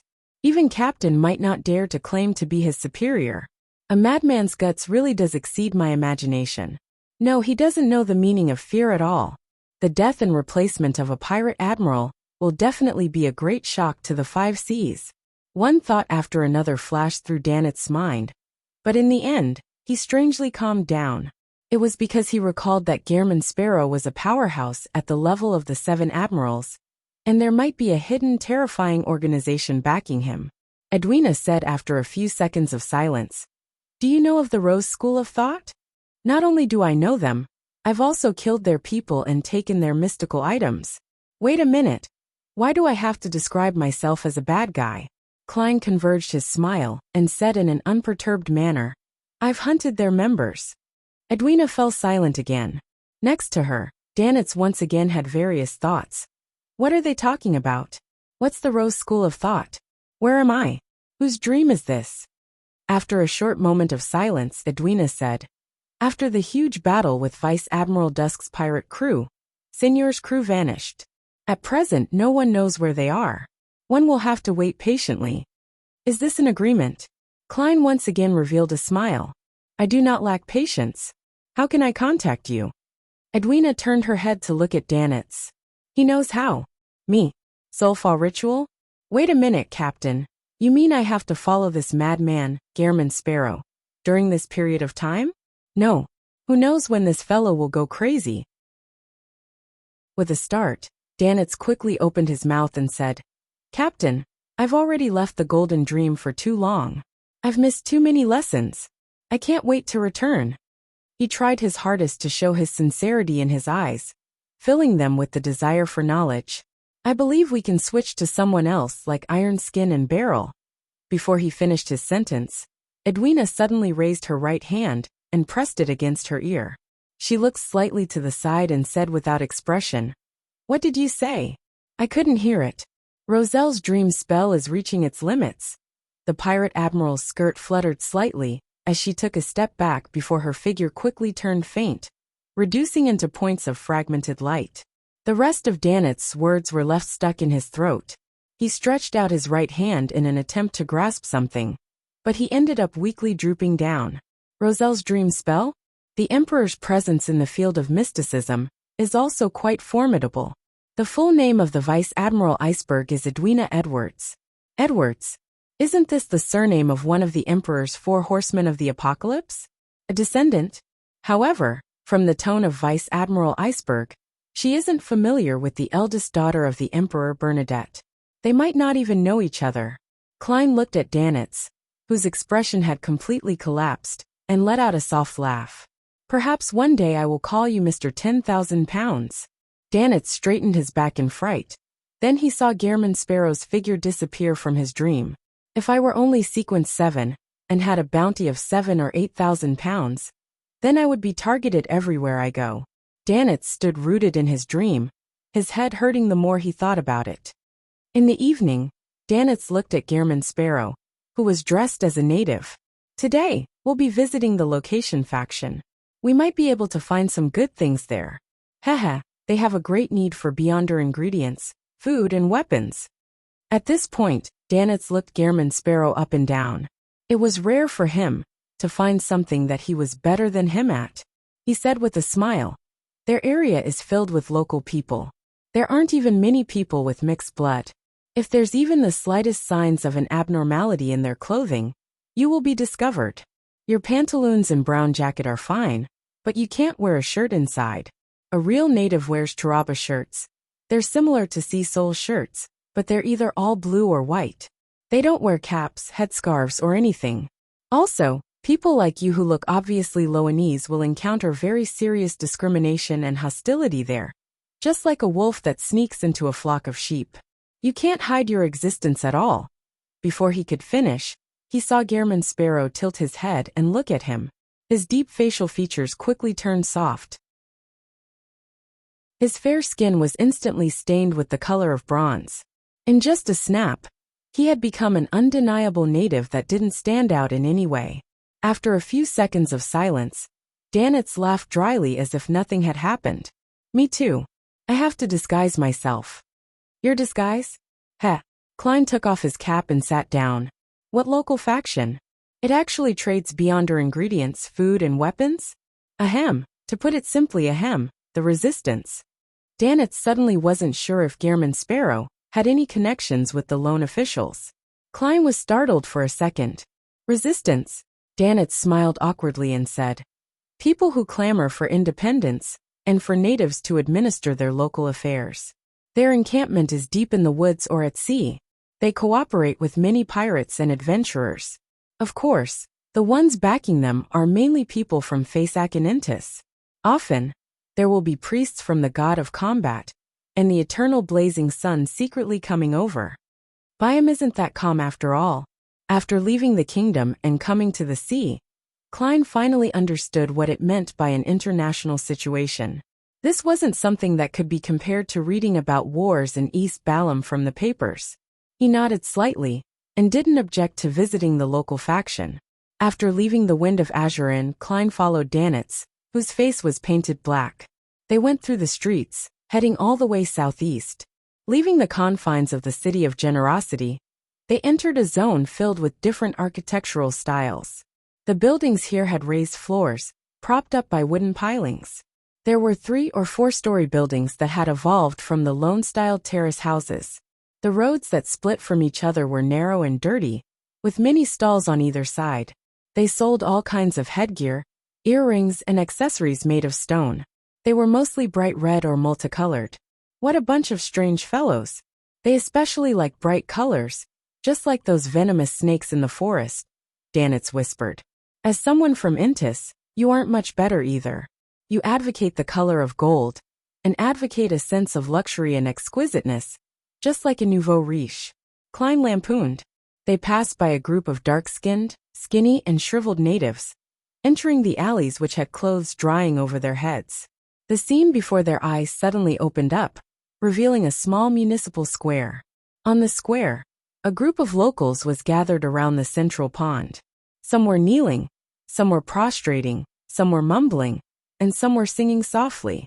They had devout expressions, but they looked numbed. As soon as they realized that someone was approaching, they quickly got up and ran into the surrounding alleys in a flurry. All the windows on the 2nd, 3rd, and 4th floors of the surrounding houses clanged shut, and the square grew quiet. But Klein's spiritual perception told him that there were many people behind the windows, around the alleys, in the dark corners, watching these strangers who had suddenly arrived in their world. Danitz lowered his head and said in a suppressed voice, "Don't worry, this is their way of protecting themselves." "Oh." Klein expressed his doubts. Danitz let out a chuckle. Before this place was completely colonized, the natives on the Rorstad archipelago always believed in sea god Calvetua. They believed that this deity who appears in the form of a gigantic sea serpent would protect all the islands here, preventing them from being devoured by earthquakes or tsunamis. Now that this belief has been outlawed, the Church of the Lord of Storms has been constantly fighting against the heretics. Even the Church of Evernight and the Church of Steam and Machinery are unable to expand their influence here, and there are only a few cathedrals. But in fact, how can the faith that has been in place for centuries, if not a millennium, be so easily eradicated? There are still plenty of believers of the sea god in Byam, Blue Mountain Island, and the Roarsted Sea. Even if a bunch of people are captured every 1 to 2 months, a situation in which they suffer all kinds of extreme punishment, it's impossible to reverse this situation anytime soon. The resistance's main pillar of support are the believers of the sea god. In my opinion, it will take at least another 100 years before the faith of the sea god will be completely eradicated. Of course, that's under the premise that there aren't any other disruptive elements. Sea god Calvetua. Its image is of a gigantic sea serpent. As Klein listened thoughtfully, he followed Danitz into a 4-story house on the right. He went to the top floor via a narrow staircase. Knock, knock, knock. Danitz knocked on the door to his left. Who is it? Someone asked in a low voice. Danitz replied with a chuckle. A friend who brings wine and barbecue. Where from? The person inside asked a strange question. Danitz stepped back. At sea. Creak. The door slowly opened and Klein saw a naked arm. The arm was tattooed with a blue, hideous sea serpent. Chapter 537. Excessive spiritual perception. Behind the door was a bare-chested man with a hideous blue sea serpent tattooed on his arm and short streaks of red paint, painted on the sides of his cheeks, chest, and abdomen. Each group formed out of 3 streaks. Really exotic. However, aren't you afraid of being too conspicuous? Aren't you afraid of being caught by the police while you're outside? You're part of the resistance that engages in secret operations. Klein was about to retract his gaze when he was almost forced to frown by the man's thick, messy eyebrows and cold-blooded eyes. He has killed many people. Klein made a rough judgment based on his spiritual intuition. Honestly speaking, due to his previous life's identity and knowledge, he initially held a lot of sympathy for the rebels under colonial rule. However, after hearing that the man and the followers of the sea god Calvetua basically engaged in the same acts, he became even more wary and repulsed. This wasn't to say that he discriminated against the local faith, but rather, he understood that the traditional faith of all the colonial islands was still in a primitive stage that believed in sacrifice.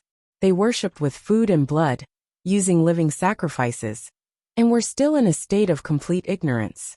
In addition, with the experiences of the Emperor and myself, the beyonder nature of this world is filled with madness and twistedness. A deity, still in the primitive stage of sacrifice, is basically unable to resist this trend. It's quite obvious what kind of style they follow. Without a word, Klein followed Danitz into the room. Edmonton, who's here? A mild voice sounded from the area near the windows. The tattooed man closed the door and said, "They've disguised themselves." At that moment, Klein had taken a good look at the situation in the room and gained a basic understanding of it. The living room wasn't very large. A cupboard, a table, and a few chairs were enough to make it look cramped. To the right were 2 doors leading to what appeared to be a bedroom. To the left was a kitchen separated by a cabinet. As for the washroom, there was no doubt that there wasn't one. When Klein went upstairs, he discovered that there was a common washroom at the corner of each flight of stairs. The stench of them not being washed for extended periods of time urged any passers-by to walk up faster. Directly in front of him was a window. 2 bamboo poles hung out, and were used to hang a lot of clothes to dry. There were 4 or 5 men sitting or standing in the bedroom's doorway and the living room. All of them were dark-skinned natives with slightly curly hair. They wore dark blue taraba shirts and more or less had red paint on their bare skin. And as for the sea serpent tattoo, Klein couldn't tell if it was there or not because of the clothing. Some of them had revolvers at their waists, some carrying brownish-red hunting rifles. Some even carried gray steel backpacks and long, thick high-pressure steam rifles. They formed a semicircle around Danitz and Klein, who had just entered the room. The person who spoke was a wheelchair-bound man in his 40s. He wore a jacket and had a blanket over his knees. He had a shaved head, a slightly green beard on both sides of his face, and his dark brown eyes were calm and collected. He glanced at his visitor and slowly smiled. Blazing. Danitz was stunned for a moment before forcing out a laugh. Kalat, you have a good eye. Dog's hit. Am I so bad at disguising myself? He roared inwardly, unwilling to accept the fact. Kalat ignored Blazing's insincere praise and instead chuckled. I heard that you killed Steel and Blood Brambles? How else would they be dead? Danitz retorted without hesitation. Kalat narrowed his eyes, slowly shifting his gaze to Klein, who had a featureless face. He knew very well that Blazing Danitz alone would have a hard time killing Blood Brambles Hendry, much less Steel Mavady. His success was rumored to be due to the help of a powerful adventurer, a seasoned bounty hunter. Is it the person beside him? When he looked into Klein's eyes, he didn't see any nervousness, worry, or vigilance. Those eyes were like a deep ocean. It could very well be. At the very least, he's stronger than Blazing. He signaled to Edmonton and the others with his eyes, secretly informing them to be on their guard. What are you doing here? Kalat didn't pursue the subject. Danitz subconsciously looked at Klein, and after seeing his nod of affirmation he replied, Here to see what good things you have to offer. Kalat pointed to a table and said, It's all placed there. There were many strange and different items laid out, including a whistle made of bone, a simple and crude bagpipe, an iron-black leaf, and a rock stained with blood. Without waiting for Klein and Danitz to examine the items, Kalat clapped his hands and said, I have a mission. If you can complete it, you can freely choose an item from these at no additional cost. He laughed and added, By the definition of you foreigners, they aren't mystical objects, but they all have some supernatural power. But it will slowly weaken until it disappears. What mission? Klein asked calmly, having no intention of hiding the fact that Danitz was only a follower. He reached into the blanket that extended to his knees and took out a stack of white paper. Find out where they are. If you can catch them directly, you will get even more. He raised his arms and began to display lifelike portraits, including a lady with greenish-gray eyes dressed in a man's shirt. Letitia Dolera. Klein recognized who the resistance was looking for at a glance. It was the female archaeologist and adventurer he had met last night, and had boarded the same ship with this morning. She was suspected to be a member of the Moses Ascetic Order, or the Element Dawn. Danitz looked at it closely for 2 seconds, and found the picture vaguely familiar. Suddenly, he remembered where he had seen her before. Gehrman Sparrow had shown it in his dreams. He had just asked the captain about it in the afternoon, and we're already bumping into something relevant in the evening. Isn't he too resourceful at gathering information? Danitz resisted his urge to glance at the crazy adventurer beside him, afraid that Kalat and Edmonton would notice something amiss. He was very experienced in this area. The resistance, who believe in the sea god, are looking for Letitia. The faith of the sea god spreads throughout the Rorstad archipelago, including Simim. There was a snake last night. The image of the sea god is that of a gigantic sea serpent. Klein superimposed the two matters together and quickly came to a preliminary conclusion. Archaeologist Letitia and company had obtained an important item involving the sea god in the Forgotten Temple in the ancient forest of Simim Island. Hence, it resulted in last night's probing and the Resistance's search. Klein thought for a moment, then he gave a perfunctory reply. I'll keep an eye out. I won't randomly get myself involved in matters related to evil spirits. Of course, if it's necessary, then I will report it to the officials. He silently added a few words inwardly. Kalat nodded and said, Take a look first and see if there's anything you want. Klein walked over and was just about to inquire, as he made his selection, when he suddenly sensed something and subconsciously looked towards the right side of the item pile. There was a short sword made of thin bones. It was slightly longer than a forearm and had a milky white body. There were a few dark red deep stripes on it. It can trigger my spiritual perception. Klein stretched out his right hand in an attempt to pick up the sharp-boned sword that was placed right at the front, to carefully examine it. The The moment his fingers touched the bone sword, cries of despair and pain suddenly echoed in his mind. A thick stench of blood faintly appeared at the tip of his nose, and he seemed to see many distorted and rotten illusory figures that were covered in mucus. Klein's forehead ached, as though he had been pierced by a needle, and he subconsciously retracted his finger. A little sinister. It's not a simple item. Klein, who had experienced things far more intense before, only showed a slight change in expression. He resisted the urge to activate his spirit vision, afraid that he would see something he shouldn't. Noticing this, Colot exchanged glances with Edmonton and said with a smile, "This bone sword is capable of draining an enemy's blood. It's not bad. Do you want it?" A little proactive. Klein frowned, relaxed his brows immediately, and then he said in a deep voice, "No, there's nothing I want here." If Colot hadn't asked, he was even planning on buying the bone sword and researching it above the gray fog. However, the fact that the man promoted it had left him vigilant. Thus, he rationally abandoned his original plans. Colot crossed his hands and said, "It's not expensive at all.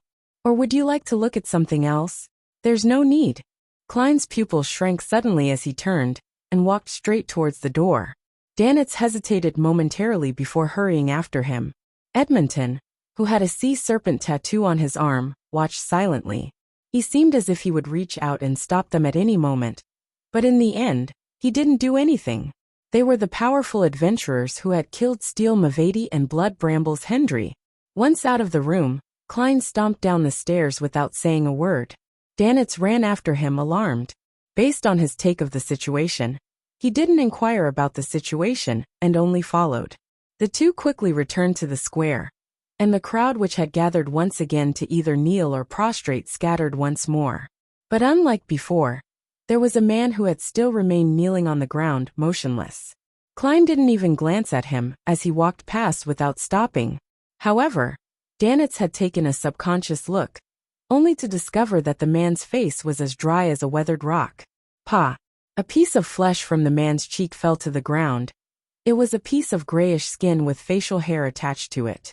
He seemed to have lost all the moisture in his body.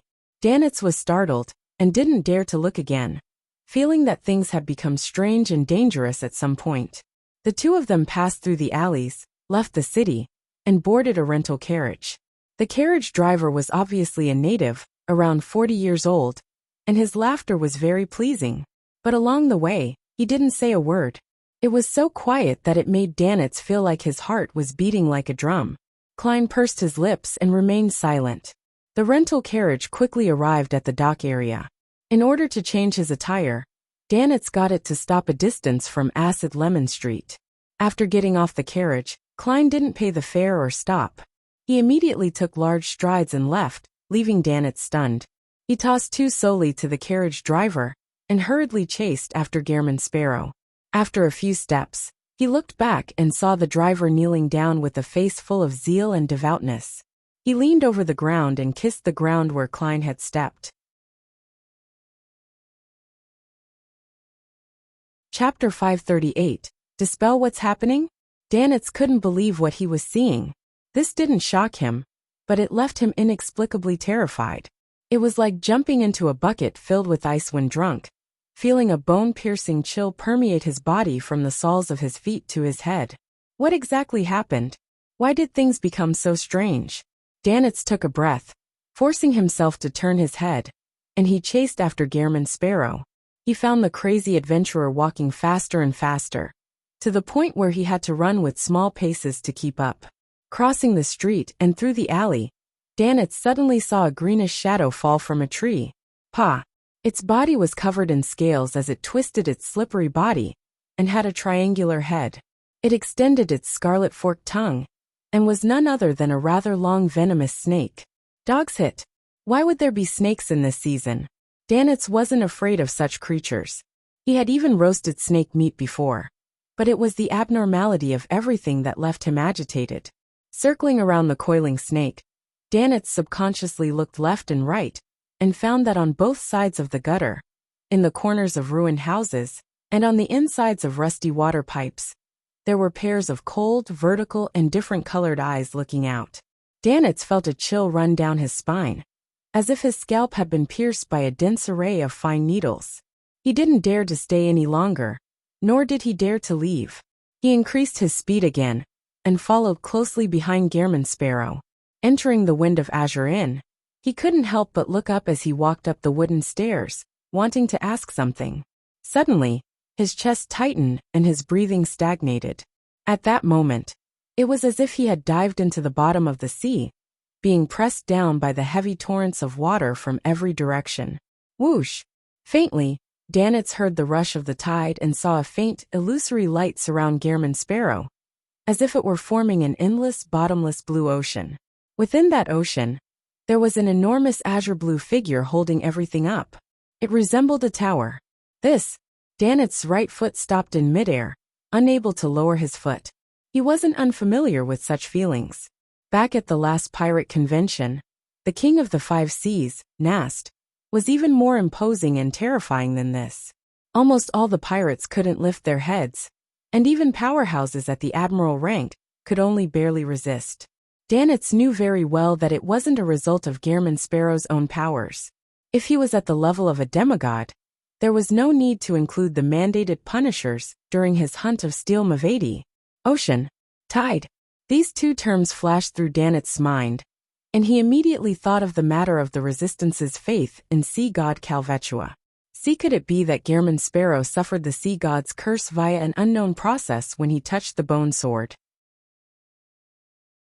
The devotee's corpse that lost all its moisture is one of the conditions for the curse's activation? When the carriage driver prostrated and kissed the ground, was it because he sensed the sea god's aura? Man, Sparrow would probably die here today. Should I stay far away to avoid being implicated?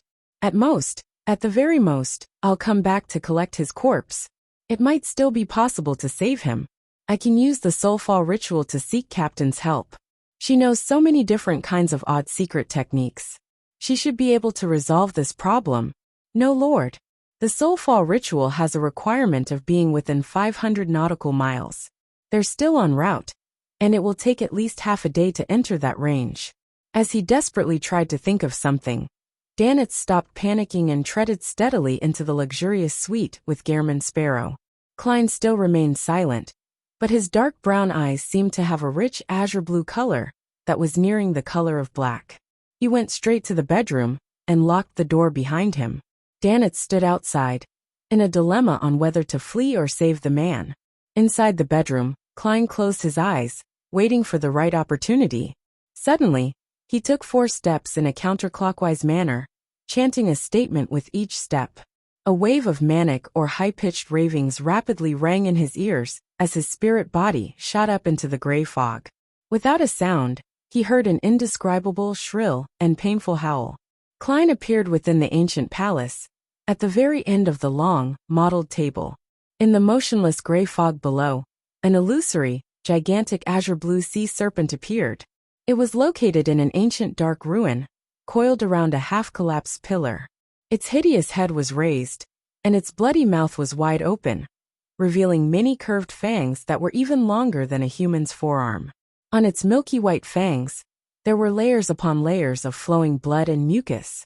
This sea serpent madly swung its tail, setting off terrifying waves and ridiculous ripples, causing the entire ruins to sway, as if it was about to collapse. The scene rapidly shattered and dimmed.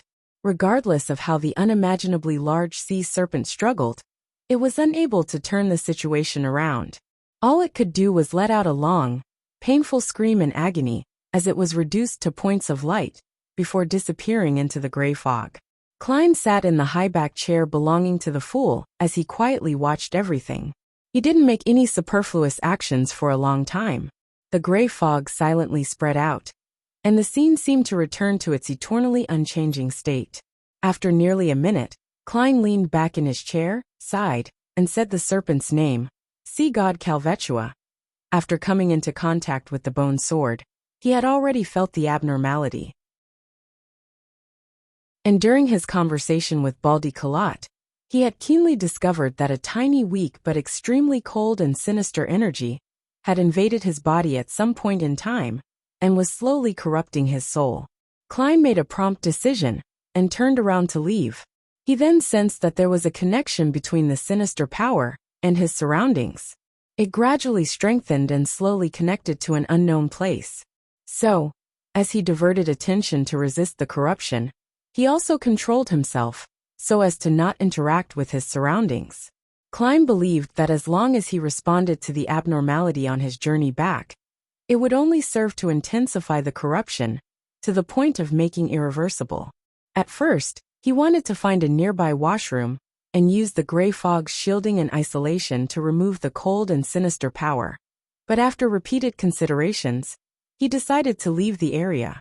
This was because there were many followers of the sea god around, and it was extremely likely for an accident to happen.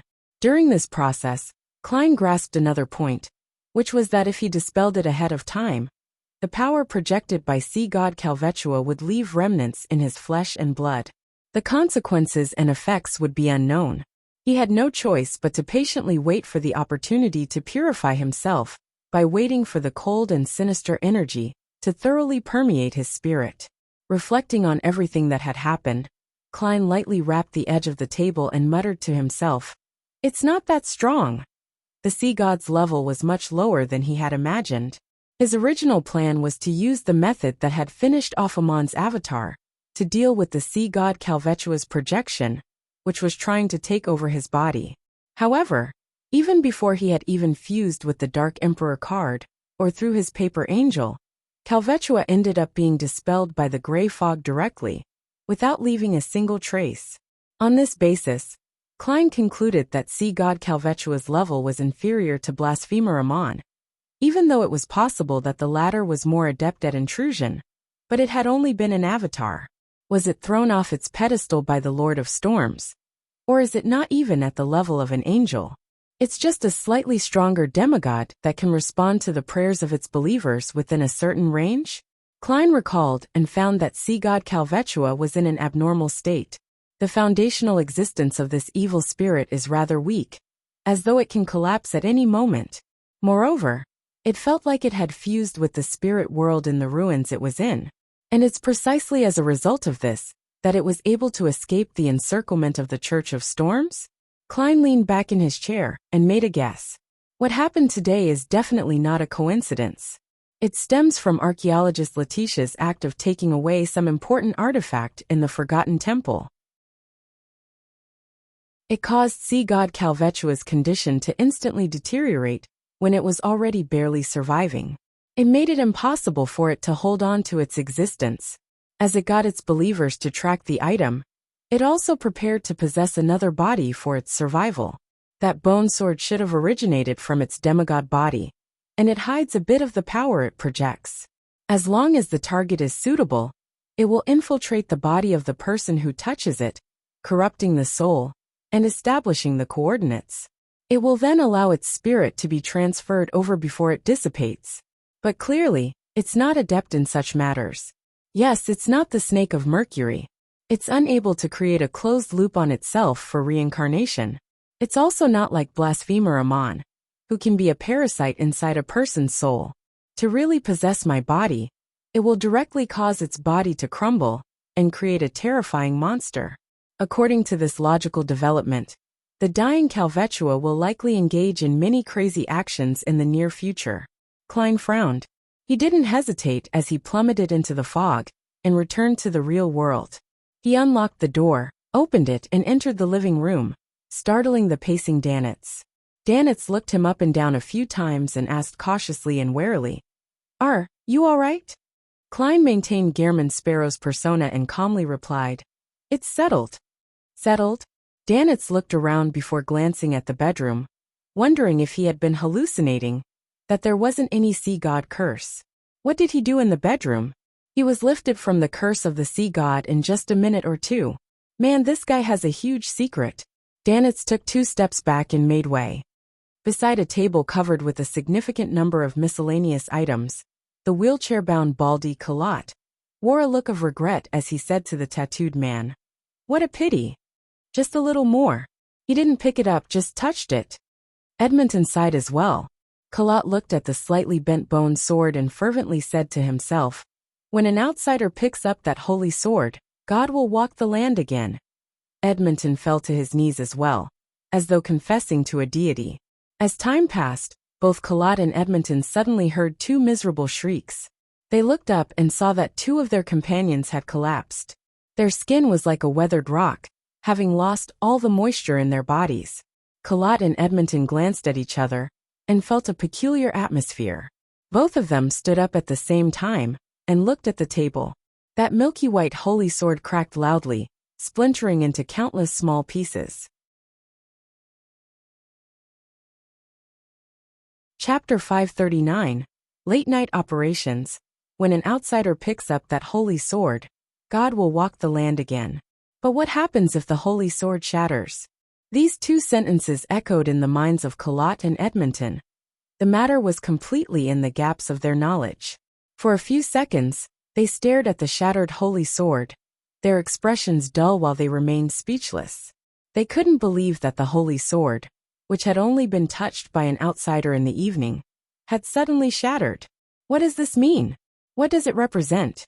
The two of them didn't dare to think too deeply about it. They felt as if they had returned to the very beginning. Back then, one of the secret bases of the resistance had been discovered by the lone military. They were raided without any warning, and this resulted in their fathers being killed in that massacre. Their female relatives were abducted and sold to different places. Before receiving the grievous news, the feelings Colott and Edmonton felt that day mirrored what they felt today. They felt heavy, confused, expectant, and unease, all of them mixing to form an intense pressure. Return to the forest, find the high priest, and figure out the reason. Perhaps this is the latest revelation from God. Colott turned his wheelchair and said in a deep voice. Edmonton immediately stood up, saying to his remaining subordinates, "Continue searching for those blasphemers, but do not stay here. Also, instruct the believers outside not to hold any rituals or even pray." The unexpected change in events made him extra vigilant. By him, in the corner of the street where the Cathedral of Waves was located, holding a stack of white folded paper, Danitz turned his head to the side, feeling a mix of nervousness, worry, and puzzlement. "You mean that I'm to post them in different parts of the street, and finally post it on the main door of the Cathedral of Waves?" He was very afraid that the door of the cathedral would suddenly open, and a group of fist-brandishing priests and bishops would rush out, immediately attacking them without even asking why he had posted the poster. Klein maintained his coldness and said, "Yes." His original plan was to hand the matter of sea god Calvetua over to Mr. Hanged Man, so that he could warn the Church of Storms. However, considering that he still held the secret of Bansi Harbor, and he might even have reported the matter, it would be easy for him to arouse suspicion with another piece of important information in such a short period of time. As for the solution, it was very simple. He could post a few posters on the mandated Punisher's front door, so that they could see it as soon as they came out. There was a small problem with Klein's plan. He couldn't tell which of the shops around the Cathedral of Waves was the cover identity of the mandated Punishers. All he could do was make Danitz work a little harder and stick the posters everywhere in prominent spots, including, but not limited to, the front door of the Cathedral of Waves. I should have run away earlier. Why would I think that this fellow had saved my life? Perhaps I would have been converted into gold pounds if he were any other powerful adventurer. No, who would have imagined that this lunatic would so easily resolve the sea god's curse? Fleeing might put me in an even worse state. While lamenting inwardly, Danitz unrolled the pile of white paper and casually glanced at the content. After Letitia Dolera and company entered and left the sea god's ruin in Simeem Island, they were pursued by the resistance. Meanwhile, Colott and the resistance were trying to sell a strange bone sword that looked a little bent. Sea god Calvetua's body is on the brink of collapse with an extremely deranged mental state. Danitz froze for 2 seconds. Then he subconsciously glanced at Gehrman Sparrow. I can understand the first few statements, but why is there a mention of sea god Calvetua being on the brink of collapse, and in an extremely deranged mental state? How does Gehrman Sparrow know? Did he discover a problem when he was dealing with the sea god's curse? And how did he deal with the sea god's curse? The organization behind him is more powerful than I thought.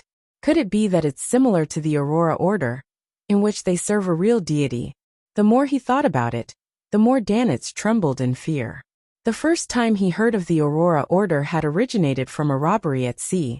Back then, it was the first time he saw his captain's serious expression. After that, he was taught some so-called general knowledge of the mysterious world. Klein responded to Danitz with an emotionless gaze. In the poster, he had eliminated any subjective assumptions, and he had only described the matters that could be confirmed with certainty, so as to not interfere with the judgment of the higher-ups in the Church of Storms.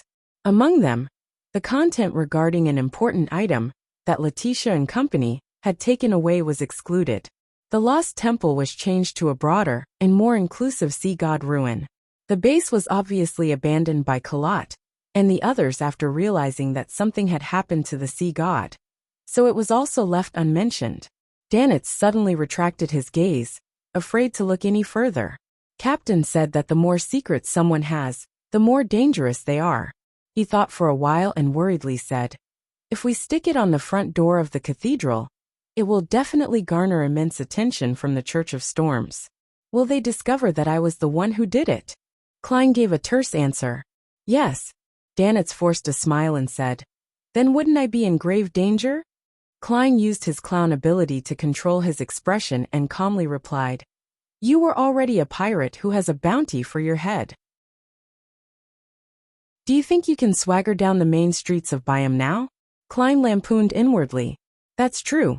No matter what, they will still capture me and claim my bounty." "No, there's something wrong with that," Danitz blurted out. "But my bounty will increase." Klein looked at him, but he didn't say anything. All he did was grin a little. For a moment, Danitz thought he heard a rhetorical question. "Isn't this a good thing? A good thing for a donkey to kick?" With a dry chuckle, Danitz took the pile of posters and, taking advantage of the heavy winds and late night, posted them in prominent spot on the street near the Cathedral of Waves. "It really looks like posting a small advertisement." Klein, who had one hand in his pocket, observed from afar and commented inwardly. He sighed and thought, "It's good to have an assistant. At least, I don't have to do something that tarnishes my reputation. If I were in Tingen or Backland, if something like that had happened, the scene was too beautiful to imagine." Danitz finally reached outside the Cathedral of Waves, plastered the poster on the front door, clenched his fist, and pounded on the door. After finishing all of this, he turned around and ran, as if there were 10 mandated punishers running after him from behind. Klein didn't dare to be negligent. He pulled out a paper figurine, shook it off, and burned it to ashes before briskly walking to another street. After his recent encounters with the mandated punishers, he had a deep understanding of their style, and he didn't dare to be the slightest bit careless. It was only when they were far away from the Cathedral of Waves that they slowed down and regained their normal walking speed. Danitz had a good constitution. His face wasn't flushed nor was he panting. He was slightly puzzled and asked, "Why didn't you just write to the police or throw it in the Governor General's office?" Before Klein could reply, he had already realized why. That's right. The lower-ranking police and the staff of the Governor General's office are locals. They might very well pity the resistance, or might be clandestine believers of Sea God. As they were talking, they turned a corner and saw an extremely large red building in front of them. The inside was brightly lit, and music could be heard from within. People and carriages streamed in and out the door. It didn't exude any vibes that it was late at night. We actually ended up walking here." After a second of hesitation, a smile appeared on Danitz's face, a smile that all men understood. Red Theater? Klein, who was rich in theoretical knowledge, suddenly came to a realization. Danitz laughed mischievously. "This is one of the most famous places in the entire Sonia Sea. There are mysterious and flirtatious Balam girls, passionate Fainapotter girls, open and alluring Intis maidens, tall and graceful Fasak ladies, conservative and quiet lone women, gentle and docile natives. This fellow knows a lot. He comes often." Klein swept a glance at Blazing and said nothing. For some reason, Danitz felt as though he had been seen through, and he immediately laughed awkwardly. "This is what pirates talk about when bragging. I've only been here a few times. I didn't have much money in the past. I could only find some average ones. And it's mainly in the area of the Fog Sea. Afterward, I joined the Golden Dream. No wonder. Although Vice Admiral Iceberg's men receive quite good employment perks, and often get to share in the treasure, it's still quite difficult to save up a few houses and buy 'em. Compared to the typical pirate, this guy at least knows temperance and saves his money. Klein thought in enlightenment. Danitz didn't wish to continue on the topic, as he changed the topic. There are a lot of street girls in Byam, especially there. He pointed into the distance and said, there was once a pirate who did an experiment. He randomly knocked on a family's door, produced some money, and requested to do it with the mistress once. In the end, 3 to 4 families out of the 10 agreed. TSK, if it's someone like you, who has the standard lone look, almost no one will refuse you. They might secretly hide their daughters to prevent you from discovering her. Heh. Lone's navy would commit many murders and rapes here every year. They aren't any better than the pirates, but they would only be sent back to the country and pay some small fines. Klein listened quietly, and he suddenly thought back to the evening when the believers of the sea god were praying around the pool. He thought back to their feverish and numb faces. Backlund, within the Odora family's villa, Emlyn White, who had taken the initiative to expose certain problems about himself, nervously followed Cosme underground. He once again arrived in the grey stone hall, where the black iron coffin was kept. Esteemed Lord Nibs, why have you summoned me? Although Emlyn had rehearsed this scene in his mind dozens of times, he still couldn't completely remove the tension and apprehension in his heart. In this state, he suddenly understood a problem. From the viewpoint of theater studies, the role he was acting as should hide his worries and fears. There's no need for any special concealment. I did well. Emlyn was suddenly much calmer. A deep, aged voice sounded from the coffin that was covered with symbols and magic labels. To reward you. For the ancestor, you risked your life to pray to the fool. Although you didn't receive a response, you bore an enormous risk. This is an act that needs to be rewarded. Here is an acceptance draft for £7,000, a reward for you. I didn't give it to you in a timely fashion, due to the great smog of Backlund, but it's never too late. At the same time, you must always be aware of yourself and not relax. If anything abnormal happens, immediately inform Cosme. He really gave me money. Emlyn almost forgot to close his mouth. Chapter 540. Suppression. Even when Emlyn White left the Odora family's underground region, he still found things surreal. He couldn't believe that he could so easily be rewarded with £7,000. The acceptance draft was light and weightless in his hand, but he felt the absurdity of reality. The hanged man's method was really effective. Instead of exposing me and punishing me, Lord Nibs gave me a generous reward. And this was done solely to feign ignorance, while encouraging me to make attempts, so that he can observe in secret. Are the thoughts of the sanguine that complicated as well? Emlyn sighed, his mind feeling adrift. Quickly, he stopped his thoughts from wandering, and turned his attention back to the reward of £7,000. With this, I can buy that baron's remains from the hanged man, and concoct it into a potion. I'll soon become a baron, sanguine baron, Lord Emlyn White. Emlyn's eyes lit up as his footsteps turned significantly brisk. Within the sanguine, if one wasn't bestowed the corresponding ritual by the elders, they would remain stuck at the same level they were at during birth. It was almost impossible to rely on time to advance. Unless one was extremely lucky, having an ancestor of the family that was nearing the end of their lifespan, such that they had no choice but to bestow their powers to a descendant through a ritual. Most of Emlyn's sanguine peers would remain stuck in the concept of adulthood. There might not be any chance of them obtaining an aristocratic title for decades. Emlyn's father and mother had lived for years, but they had yet to become barons up this very day. They couldn't even see any hope of becoming one. As Emlyn walked out the door, he couldn't help but glance at the nearby Cosme Odora. This elderly sanguine who has been active in the Roselle era has only been a baron up to this day, and I am about to reach this rank as well. One day, I will become a sanguine marquis like Lord Nibs. No, a duke or even a prince. Only by doing so will I be able to shoulder the responsibility of being the sanguine's messiah. Yes, the Baron's remains is only about 4,000 pounds. I'll have a lot of money left. I can even buy a few more dolls and give them some new clothes. Emlyn unconsciously straightened his back and began to walk more and more proudly. In the Berg household in the City of Silver, Derek lit some candles and prepared for the sacrificial ritual. The lightning frequency alternated several times before he finally found an opportunity. He was very sure that the chief wasn't be able to keep an eye on him at this moment, because he had left the City of Silver with the little boy Jack, who had recovered somewhat, and a group of explorers, in search for the so-called route that led from the coast to the destroyed city. It didn't take long for Derek to set up everything and say Mr. Fool's honorific name in a reverent low voice. He very skillfully and methodically sacrificed the Spirit Eater's stomach pouch needed by Miss Magician, and the Beyonder ingredients designated by Mr. Hanged Man, to the ruler above the gray fog. There were many cracks on the City of Silver's solid city walls, but they were filled to the brim with black hard soil. Strands of dense weeds grew on them, swaying in the wind like human hair. All of a sudden, all of them stood up as if they wanted to capture something, but they turned limp without any strength left in them.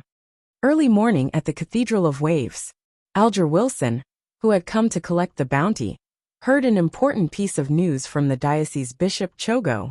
Letitia Dolera of the Moses Ascetic Order had disguised herself as an archaeologist and entered the depths of the jungle on Simeem Island. It was unknown what she did that inflicted grievous injuries to sea god Calvetua, who had been in hiding for years, pushing it to the verge of collapse. As a result, it was frantically searching for an opportunity to survive. Rumor has it that this evil spirit, which calls itself Sea God, had been discovered by two powerful cardinals of the military a long time ago. After it was defeated by them through the use of a sealed artifact, it could only barely escape and hide. This situation has persisted for more than 100 years. Without any intrinsic changes, why would it suddenly collapse and be unable to maintain its existence? Alger frowned slightly, wondering what the difference was. A situation deliberately created by the Moses Ascetic Order? But why didn't they do so in the past 100 years? To complement one of their other plans? Between speculation and doubt, Alger suddenly became aware of an important factor. The biggest and most fundamental difference between the last 100 years and now was that the world had come to buy him. Mr. Fool's adorer had come to the Rorstad archipelago. Does his appearance anywhere indicate that something big is about to happen or is brewing? Previously, it was the Great Smog of Backlund, and there was the abnormality in Bansi Harbor. Now there's the dying struggle of sea god Calvetua, and the unknown plot of the Moses Ascetic Order.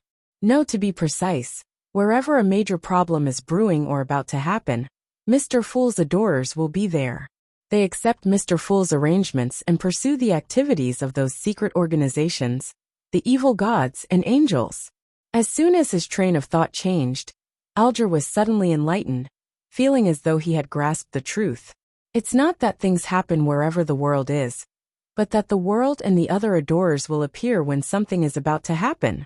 What good does this bring to Mr. Fool? Is it a plot solely to destroy the enemy's schemes? Or does it help him lift his seal and release more power? Alger held back his doubts and decided to seize the opportunity to submit some intel from before. One by one, the fanatical and numb locals, in their Taraba shirts and tattered jackets, came to the edge of the cliff or the dike before jumping into the sea. Their flesh and skin rapidly lost moisture as they fell, and they were already desiccated corpses by the time they fell into the sea. A group of people were rioting as they hugged a Navy sailor who was walking out of a base. They angrily bit him to death with their teeth, reducing him to a mangled, bloody mess, and caused chaos on the streets. Whoosh! Boom! The dike collapsed, and the rising seawater poured into Byam City. When Klein jolted awake, his mind was filled with the scene from his dream. For a seer, this was a very clear revelation. Sea god Calvetua has failed to find a way to survive, and has completely given up, resulting in it going completely mad. It wanted to create a storm, stir up a tsunami, and drown the Rorstad archipelago, so that countless can join it in death. At the same time, Its devotees are starting to do extreme acts. I've already informed the Church of Storms. They'll likely be able to stop it. No, even if I didn't inform them, they'll definitely be able to sense a problem with the appearance of such a situation. They would then make the necessary response. Klein rolled to his feet, wore his clothes, and walked out of his bedroom. He saw blazing Danitz standing by the window looking out. He saw the clouds hanging low as rain poured down, as though it was endless. A sign has appeared? Klein walked over to Danitz, who was also looking out at the repressive weather. He could faintly hear the abnormal sound of the tide. In the midst of silence, the sound of explosive thunder suddenly rang out in the air. The leaden-colored clouds quickly split apart, and the falling rain lost its source. In the direction of the docks, everything returned to normal. The morning sun shone down from high up in the sky, bathing Byam in holy light. Danitz hissed and said to himself, John Cotman changed the weather. John Cotman, the Church of Storms cardinal and high-ranking deacon of the mandated punishers? He suppressed Calvetua's powers? Klein retracted his gaze while in thought. Danitz heaved a sigh of relief. I was rather worried just now. Ha, afraid that the sea god who's on the brink of a breakdown would create a disaster. But there's John Cotman. Seeing that Gehrman Sparrow was silent, he continued adding, At sea, even the king of the 5 seas and Queen Mystic won't be his equal. Captain said he's a sequence 3 demigod. The potion's name is, it's Sea King.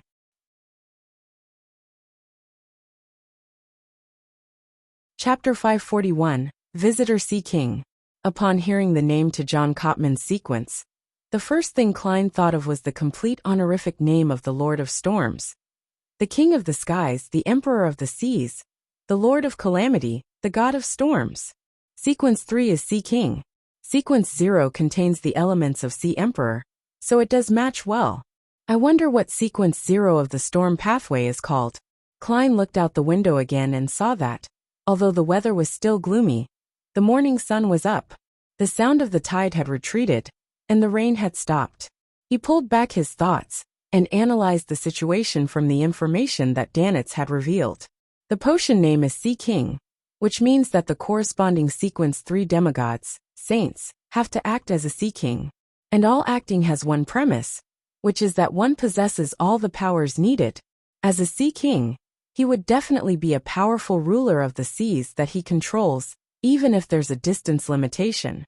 He would be able to walk freely on the seabed, cause tsunamis as he wishes, raise the sea level and control marine life. Fighting in their home ground, they're absolutely capable of suppressing all demigods of the same level. The King of the 5 Seas and Queen Mystic are roughly at this level as well. It's just that there are differences in strength because of the different degrees of digestion and their grasp on their powers. But no matter what, as long as they're at sea, Sea Kings are nearly unbeatable. With the abilities displayed by the Sea King, coupled with the oceanic environment, if one hasn't seen the eternal blazing sun, true creator, and other true gods, it's not incomprehensible that people would worship him, believe in him, and pray to him. Many of the deities who received primitive worship might be at this level. They might not even be angels. Yes, don't look directly at God refers to a true deity. Previously, sea god Calvetua didn't give me such a feeling, nor did Amon's avatar. Of course, I can't be sure if the actual body of a king of angels has some kind of attribute that also doesn't allow one to look directly at them. One is a sea god who's on the verge of collapse, and at most, a sequence 3, while the other is a sea king who is in good condition and is able to use sealed artifacts at any time. The outcome is obvious. John Cotman would definitely be able to suppress Calvetua's madness to prevent the sea from drowning Byam. He would prevent the entire Blue Mountain Island and its many cities from turning into a lost sea ruin. Just wait a few more days. Calvetua's madness will completely dissipate, which will end up resolving the matter. This is the simplest and most effective way to deal with the situation, and it wouldn't bring about any panic at all. Most people here wouldn't even detect anything amiss. However, there are also some problems. Firstly, there shouldn't be any other accidents. It's a mystery what that archaeologist Letitia did in Simeem Island. She had single-handedly orchestrated the death of the sea god. Perhaps the forces backing her, either the Moses ascetic order or the element dawn, might take the opportunity to seek something. This is the greatest dormant danger. Yes, there should also be a high-sequence beyonder in the Governor-General's office and the military. This is a colony base the kingdom has in the Sonia Sea. Things won't turn out too bad. Then, there are the fanatical believers who will most likely become sacrifices as Calvetua becomes madder and closer to its death. They are like stalks during the harvest, falling down in bunches. However, for the Church of Storms, this isn't too bad of a development. The most pious of the heretics would die with their deity, which would save them the trouble of screening and handling them. If they aren't too pious, they wouldn't be affected too much, and it's possible to reform them. The only drawback is that the Rorstad archipelago would be lacking in manpower for a long period of time. Although such a problem is troublesome, as long as they grit their teeth, things can be resolved. Thus, the Church of Storms, see King John Cotman, is more likely to sit back and do nothing. Phew, I wonder how many people will die in the native enclaves and slums because of this. Klein's thoughts were suddenly interrupted by a uniform set of footsteps and a roar high in the sky. Instinctively, he looked up and saw airships painted in dark blue, with several cannon muzzles and machine guns sticking out, fly past him as they headed in different directions. On the main street, soldiers in red coats, white pants and black leather boots were lined up in neat rows. They were carrying rifles and dragging cannons as contingents of them moved past. The tense and solemn atmosphere suddenly spread. This is a colony. Klein inexplicably felt mixed feelings as he sighed to himself. I wonder how long it will take the church to get rid of that sea serpent and find the place where it's hidden. That place is definitely a treasure trove with countless precious items. Danitz, whose main job was a treasure hunter, suddenly spoke, appearing both expectant and full of regret. His attitude had changed extremely quickly. He had already reduced the sea god to a sea serpent, using it as a pronoun. The church won't do anything other than keeping the matter suppressed. They'll see Calvetua perish just from waiting for a few days. Of course, members of the Church of Storms might not have that kind of patience, especially when I've heard that John Cotman's main job is being a high-ranking deacon of the mandated punishers. It's just that with the archipelago isolated overseas, he also works part-time as a cardinal to unify his authority. Perhaps his style of doing things is more like that of a mandated punisher. The place where Calvetua is hiding, that ruin is almost integrated into the spirit world. Finding it wouldn't be so easy. Otherwise, it wouldn't have led such an abject existence until today. At this thought, Klein suddenly had an idea. Finding the ruin where Calvetua is hiding would be very difficult to find from the real world. Since it has already perished, it's not something that can be found in a year or so, unless more accurate information is obtained. But if the search was done from the spirit world would make it even harder to pinpoint its location, but it doesn't completely lack options. Snake of Mercury Will Accepton had once done so with the help of his folded crane. I still have no idea how to do that exactly, but that's not important. I can ask Mr. Azek. Death's domain controls part of the authority of the spirit world. The underworld, or should I say hell, was created by Phoenix ancestor Gregrace in the spirit world. A thought flashed through Klein's mind. He took out the ancient and exquisite copper whistle, put it to his mouth and blew into it. He believed that even if he returned to the bedroom or entered the washroom, the messenger's massive body would be discovered by Danitz, who similarly had a non-trivial spiritual perception, so he didn't avoid him. Danitz was imagining the treasures of sea god Calvetua when he suddenly felt a chill at his neck. He felt something inwardly, and he quickly activated his spirit vision before looking to the side. There, he saw white bones spewing out from the floor and flying upwards, forming a giant skeleton with an illusory head that pierced through the ceiling. The skeleton slightly lowered its head. Its two pitch-black flames at its eyes were visible even through the ceiling. The oppressive feeling brought by its massive body made Danitz jump to the side. His body was half-bent, and he conjured a scarlet flame in the palm of his right hand. What kind of monster is this? Danitz looked at Gehrman Sparrow in surprise, only to see him holding a copper whistle and lifting his head as he looked at the skeletal monster. Klein looked up at the huge messenger, as the huge messenger looked down at him. Both parties seemed frozen in place. TSK, I was too anxious. I summoned the messenger before I even wrote the letter. Should I make it stay here? Or let it return first, and let it come back later? I'm Gehrman Sparrow now, yes, Gehrman Sparrow. Klein didn't say anything. He indifferently withdrew his gaze, took his time to find a pen and paper, and he began to write the letter. He gave a general description of the matter regarding sea god Calvetua, but he concealed the fact that he had nearly been possessed, and how he had to borrow the gray fog to dissipate the curse. He mixed in information about Calvetua's ruins, where it hid, when describing the dream he just had. Perhaps a solution can be produced using the spirit world, but I lack the corresponding knowledge, and hope to receive your guidance. Klein folded the paper, and turned to see that the messenger's hand had clenched at some point in time. He pretended not to notice anything, and threw the letter up. The messenger paused for a second, then it opened its hand and caught the letter. Its body suddenly disintegrated, and its bones crumbled down, drilling into the floor. What was that? Danitz finally uttered a sound. Klein glanced at him and replied calmly, Messenger. Messenger? Danitz was stunned for a moment before understanding what he meant. Such a huge and terrifying monster is actually a messenger used for delivering letters? Indeed, there's a powerful secret organization behind Gehrman Sparrow. If I had such a messenger, everyone on the ship would envy me. It would be really, really cool. Danitz thought of how he would brag and flaunt his messenger when he returned to the ship. Putting away Azek's copper whistle, Klein got a chair and sat down, prepared to eat breakfast in a while. After a while, he heard knocking at the door. Danitz warily went over, and with the help of the peephole, he noticed that the person at the door was a middle-aged man with a boat-shaped hat. Eland, how did you find this place?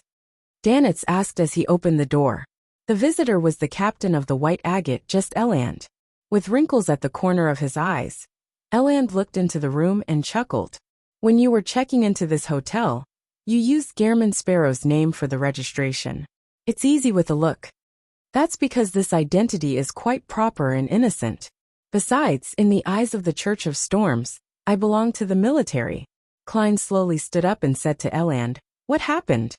Eland pointed outside and said, Byam met with an accident, but it's not a big problem. The military has joined forces with the church, and they're currently conducting a search and arrest operation throughout the city. They're searching for a few powerful beyonders who are archaeologists in name.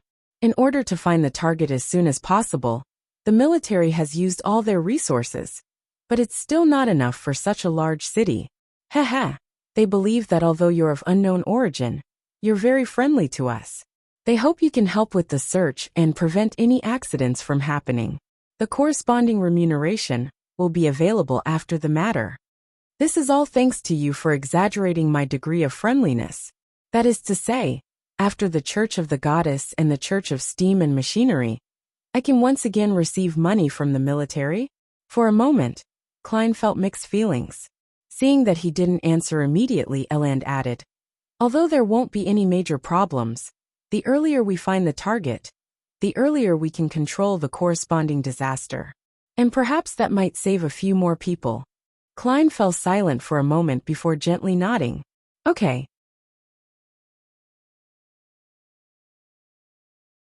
Chapter 542. Byam under curfew. Seeing Gehrman Sparrow put on his coat and hat and pick up his cane, Danitz recalled that he had apparently been forgotten. He coughed once, and under the gaze of two pairs of eyes he said, Do I need to follow? It's best not to. Who knows what would happen? Before this, we had only stopped at Bansi Harbor, but we ended up encountering a rather strange situation. Last night, I brought Gehrman Sparrow to visit the Resistance's liaison, and ended up being involved with the sea god's curse. Today, if I were to follow this madman to search for Letitia and the other archaeologists, then who knows what would happen? Danitz looked down and glanced down at his left arm, which was still tied with a splint. In a matter of days, he felt that he had encountered more events than he had in months, or even half a year. You can stay here, but someone will be here for the sweep later. Eland laughed. Someone will sweep this area? And then the great pirate blazing would be caught and turned into gold pounds? Danitz frowned and laughed dryly. Aside from the reward, there aren't many opportunities to earn money from the military. I'm very willing to give it a try. The only problem is that you'll have to wait a few minutes. I'll don a disguise, Mr. Captain. I don't want to put you on the spot by causing unnecessary misunderstandings. If I don't disguise myself, for a great pirate like myself to engage in operations with the military and the church, it will only result in me being captured immediately. Danitz imagined himself being pressed down, having a knee crushing his back, struggling like a catfish. After thinking for a few seconds, Ellen took out an iron-black mask from his inside pocket and tossed it over. Just put it on. I will explain the rest. Yes, there's no need to waste time on useless disguises. Klein evaluated inwardly. Without a word, he turned the handle and walked out of the room. Ellen followed close behind, and Danitz hurried to catch up with them as he grabbed his coat and put on the iron mask. When they reached the street where there was a lot of flooding, but no pedestrians on the streets, Klein pressed down on his hat and asked, "How do we start?" Ellen laughed. "In regions, my Beyonder job has some special characteristics. As long as I see the person in the flesh, in a photo, or a sketch, then I'll be able to firmly remember the target's appearance and obtain an additional sense on an extraordinary level. Yes, I can also detect any abnormalities and grasp indistinct traces. When put together, it allows me to do investigative sweeps in a rather effective manner." Sequence 8 Sheriff of the Arbiter Pathway. Klein nodded thoughtfully and asked as they walked, "Do you have their belongings?" The poster Danitz had posted last night had a portrait of Letitia attached to it. Klein had used ritualistic magic to pray to himself and produce it. "No." Ellen shook his head. "We have yet to learn of their previous whereabouts. The only things that we can confirm is that they didn't return from Simeem Island until around 3 p.m. yesterday, and after 2 p.m., no passenger ships left the docks, and that due to the weather this morning, only entry is permitted. In other words, Letitia and company haven't left by boat yet." Klein understood what Ellen meant. Danitz suddenly let out a sneer. "That doesn't mean anything. Maybe they left Byam yesterday afternoon and went to the other cities on the island." Blue Mountain Island was the largest island in the Rorstad archipelago. It was very large in size and had dense forests and rich mineral resources. Therefore, there were many cities on the island, and they were all built around fertile land with astonishing mineral resource reserves. For this wealth, the Lone Kingdom first bribed the indigenous princes, then forced them to use force, and finally set up the Governor-General's office. In a more efficient manner, it opened wide roads leading to cities and completed several important railways. This was in the form of establishing a corresponding railway company to sell shares and raise funds on the Backlund Stock Exchange. Of course, these large projects were accompanied by the deaths of many local people, sinister construction workplaces, excessive work, almost slave-like treatment, and a fairly modest salary, which allowed bodies to be buried one after another under the roadbed and railroad ties. To this day, a large number of locals still loathed the railway, believing that it had swallowed a large amount of human life and brought about countless suffering. It was the symbol of an evil god and devil. Ellen turned his head to glance at Danitz and said, "If they leave by land, then there's nothing to worry about." "Why?" Danitz asked, puzzled. "It's very simple. The roads that lead through the forest are controlled by the resistance, and the majority of the resistance are believers of the sea god. Hence, how would Letitia and the others, who were responsible for Calvetua's breakdown, dare to pass through these regions at night? If they dared to, then it can only mean one thing. They didn't realize the severity of the consequences of what they had done in the sea god ruins on Simeem Island. This also negates the conjecture that either the Moses ascetic order or Element Dawn has other motives."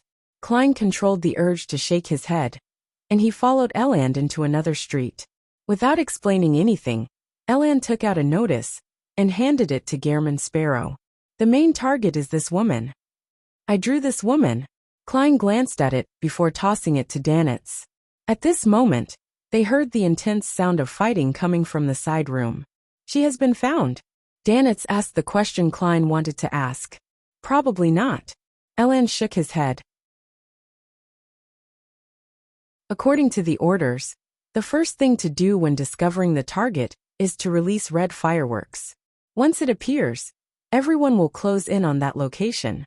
If one encounters other wanted criminals who they cannot handle alone, they are to release orange fireworks. Surrounding teams would rush over to reinforce them. If they're ordinary pirates or criminals, we are to handle them ourselves. Let's wait. Perhaps it's because the fireworks couldn't be released in time. While he was talking, the glass on the third story of the house facing the street shattered with a crack. A bear-like brawny man jumped down. His speed was extremely fast as he ran into the distance like a cheetah. At this moment, an enormous shadow enveloped him, and Gatling sounds came from the sky above. The brawny man's body was almost torn apart by the machine gun fire, as he fell to the ground, without putting up any resistance. Blood flowed out and dyed the ground red. If the residents weren't forbidden to leave their homes, then they would have screamed. At some point in time, the airship had floated over, but it didn't stop and had turned toward another direction. Goltat. Danitz recognized the victim. Seeing Gehrman Sparrow turn his head over, he forced a smile and said, "This is the leader of a pirate crew. He's from Fasak, with a bounty of 950 pounds. Fasak. So they really are savages." He actually ran on a curfewed street, completely unaware to be on guard of attacks from above. That's right. Some pirates spent the entire night in a drunken stupor. They have no idea that even airships have been dispatched. If he had planned his escape route, then he might have been able to dodge the machine gun fire. Klein looked away and watched the monster in dark blue paint fly over the roof. When Danitz saw the pirate's outcome, he was grateful that he had followed Gehrman out. Seeing that the alert over here had been lifted, Elan didn't linger any longer and led Klein and Danitz to the area that he was in charge of. After walking quickly for 5 or 6 minutes, they saw a barricade at the intersection in front of them. Guns were mounted and cannons were set up. Lone soldiers in red uniforms stood guard over the area in silence. On the other side of the barricade, 20 to 30 corpses lay scattered on the ground, forming a vanguard formation. Their clothes were tattered and their faces gaunt, clearly indicating that they were natives. A little further away, several young native children were hiding in the corner. They were quietly looking at them in fear.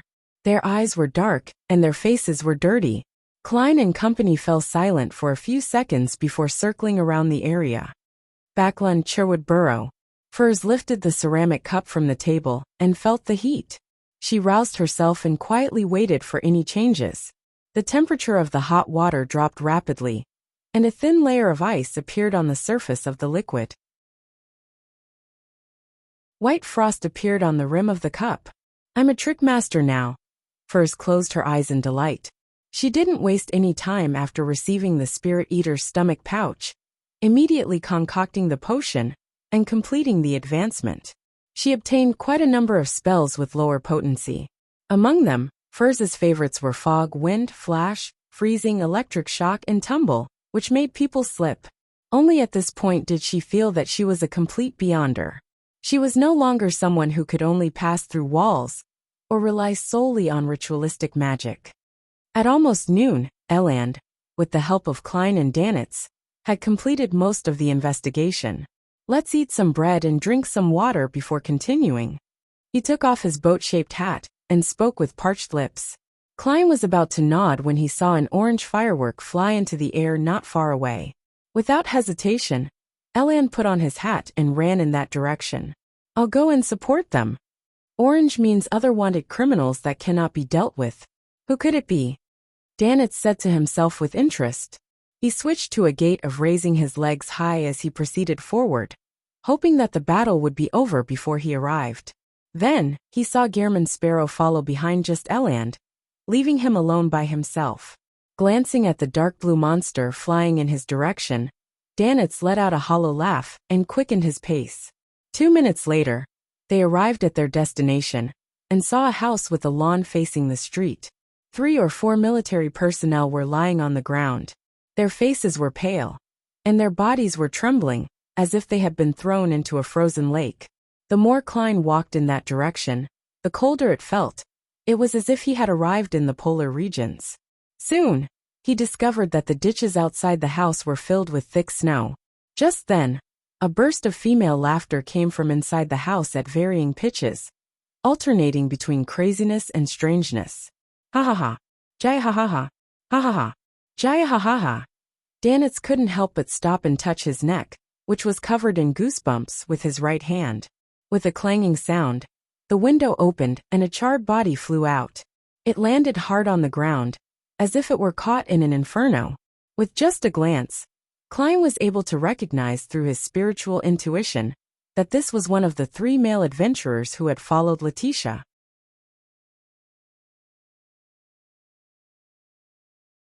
Chapter 543.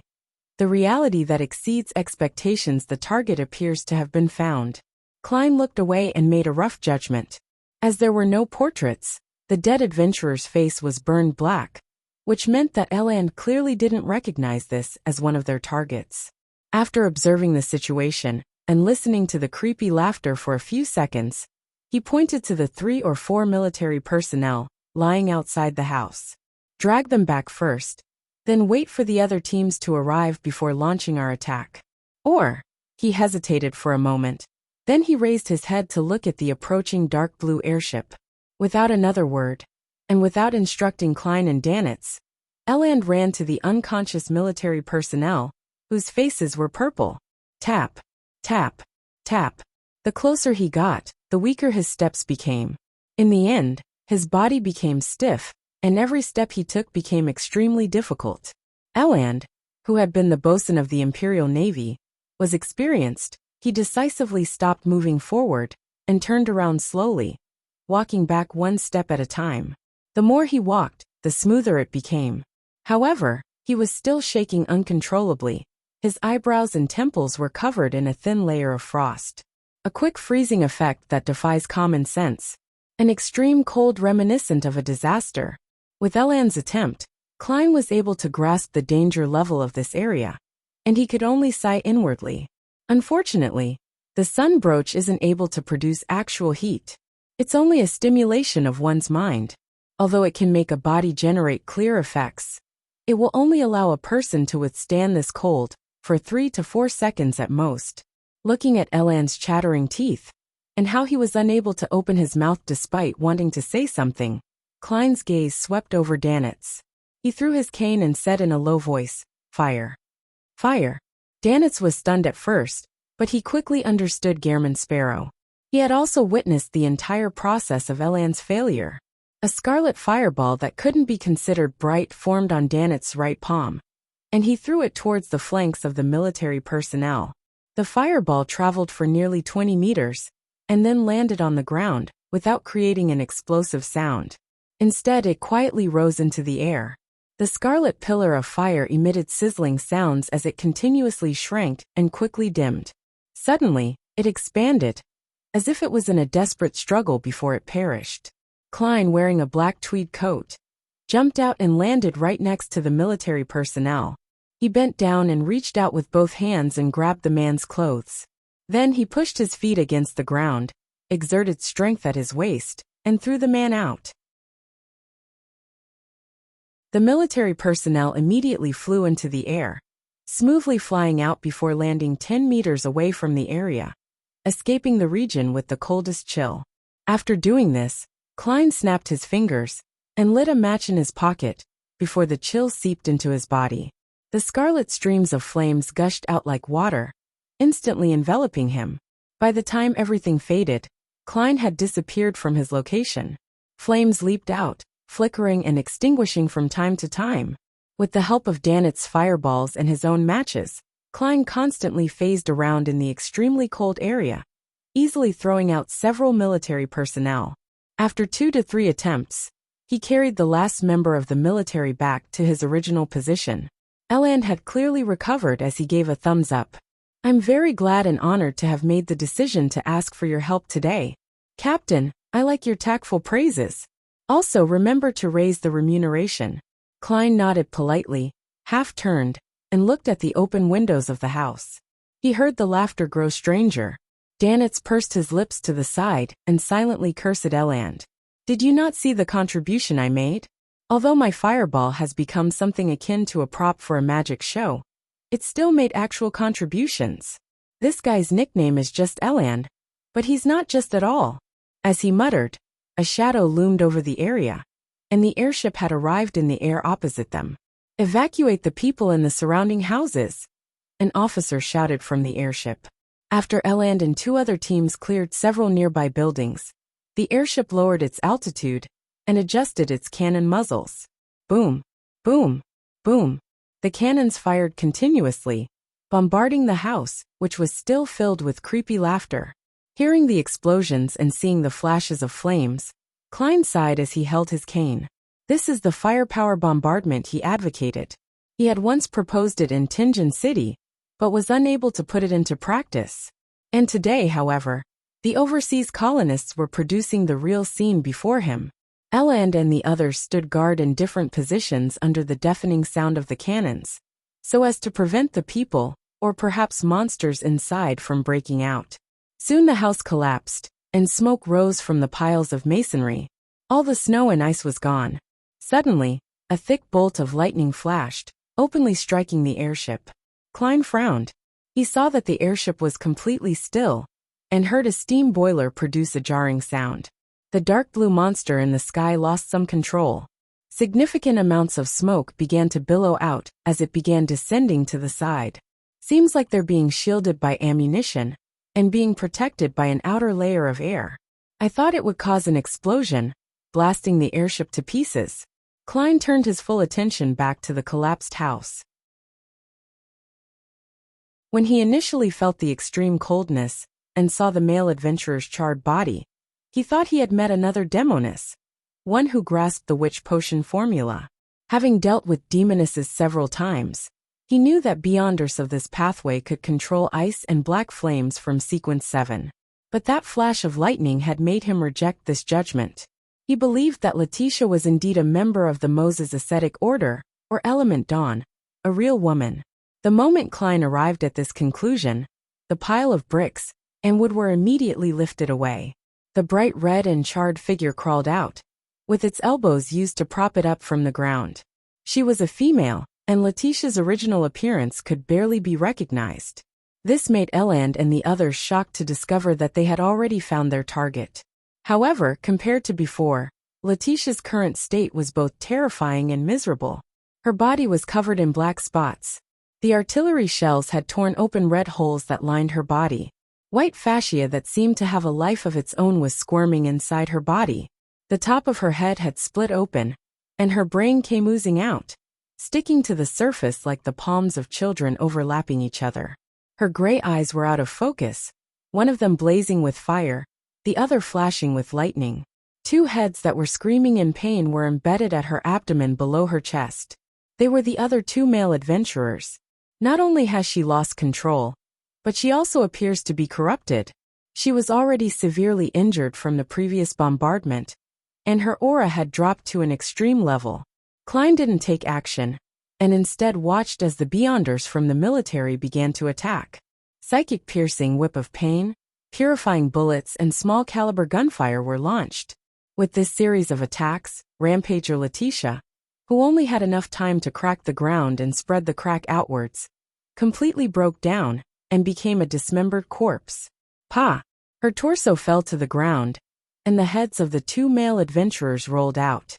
Klein's eyes slightly narrowed. He discovered that there was a yellowish-brown book hidden within the flesh and blood of Letitia's abdomen. On the surface of the book, there was a line of words written in Elven, Book of Calamity. Why do these books and notebooks always find themselves in the stomachs of people? It's the same as the Antigonus family's notebook last time. Klein lampooned.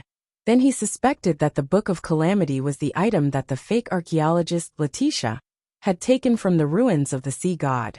At this moment, some military personnel grabbed the two male adventurers' heads who still seemed capable of speaking and hurriedly asked, "What did you do in the ruin of the sea god?"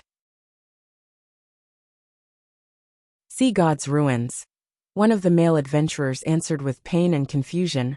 We haven't been there. He tried to move his eyes to check the situation below his neck. The sea god ruin in Simeem Island, the military personnel reminded him. No, we didn't. The male adventurer wanted to shake his head, but he couldn't do so. We went to an ancient elven ruin. Letitia found a book there. She liked it very much. She quickly began to study it. Then as she went mad. She's crazy. As the male adventurer shouted out, whatever was left of his mind completely dissipated. It's not a lost temple of the sea god, but a ruin of the ancient elves? This is different from what I imagined. Klein was about to listen carefully when Eland came over and politely asked him and Danitz to distance themselves from the interrogation. Turning into another street, Klein slowed down and thought about the whole thing.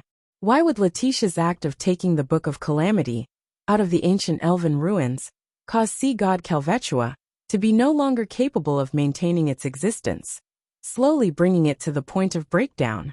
What's the connection between the two? Elves. Sea god. According to Little Sun, the ancient god, Elf King Sinaithrim, wielded the present authorities of the Lord of Storms. That is to say, the elves no doubt possess Sequence 3 Sea King, or an even higher Sequence 2. Could it be that it was by chance that this sea serpent, Calvetua, discovered a ruin of the elves at the bottom of the sea, directly devoured the Beyonder characteristics left behind by a certain high elf, and was lucky enough to survive the two possibilities of death and losing control?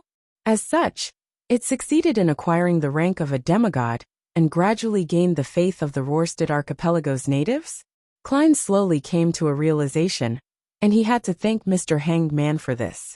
Initially, Little Sun didn't reveal the corresponding authorities of the 8 ancient gods, but later, under the guidance of the Hanged Man, he explained some things, including the Elf King Sinaithrim general situation.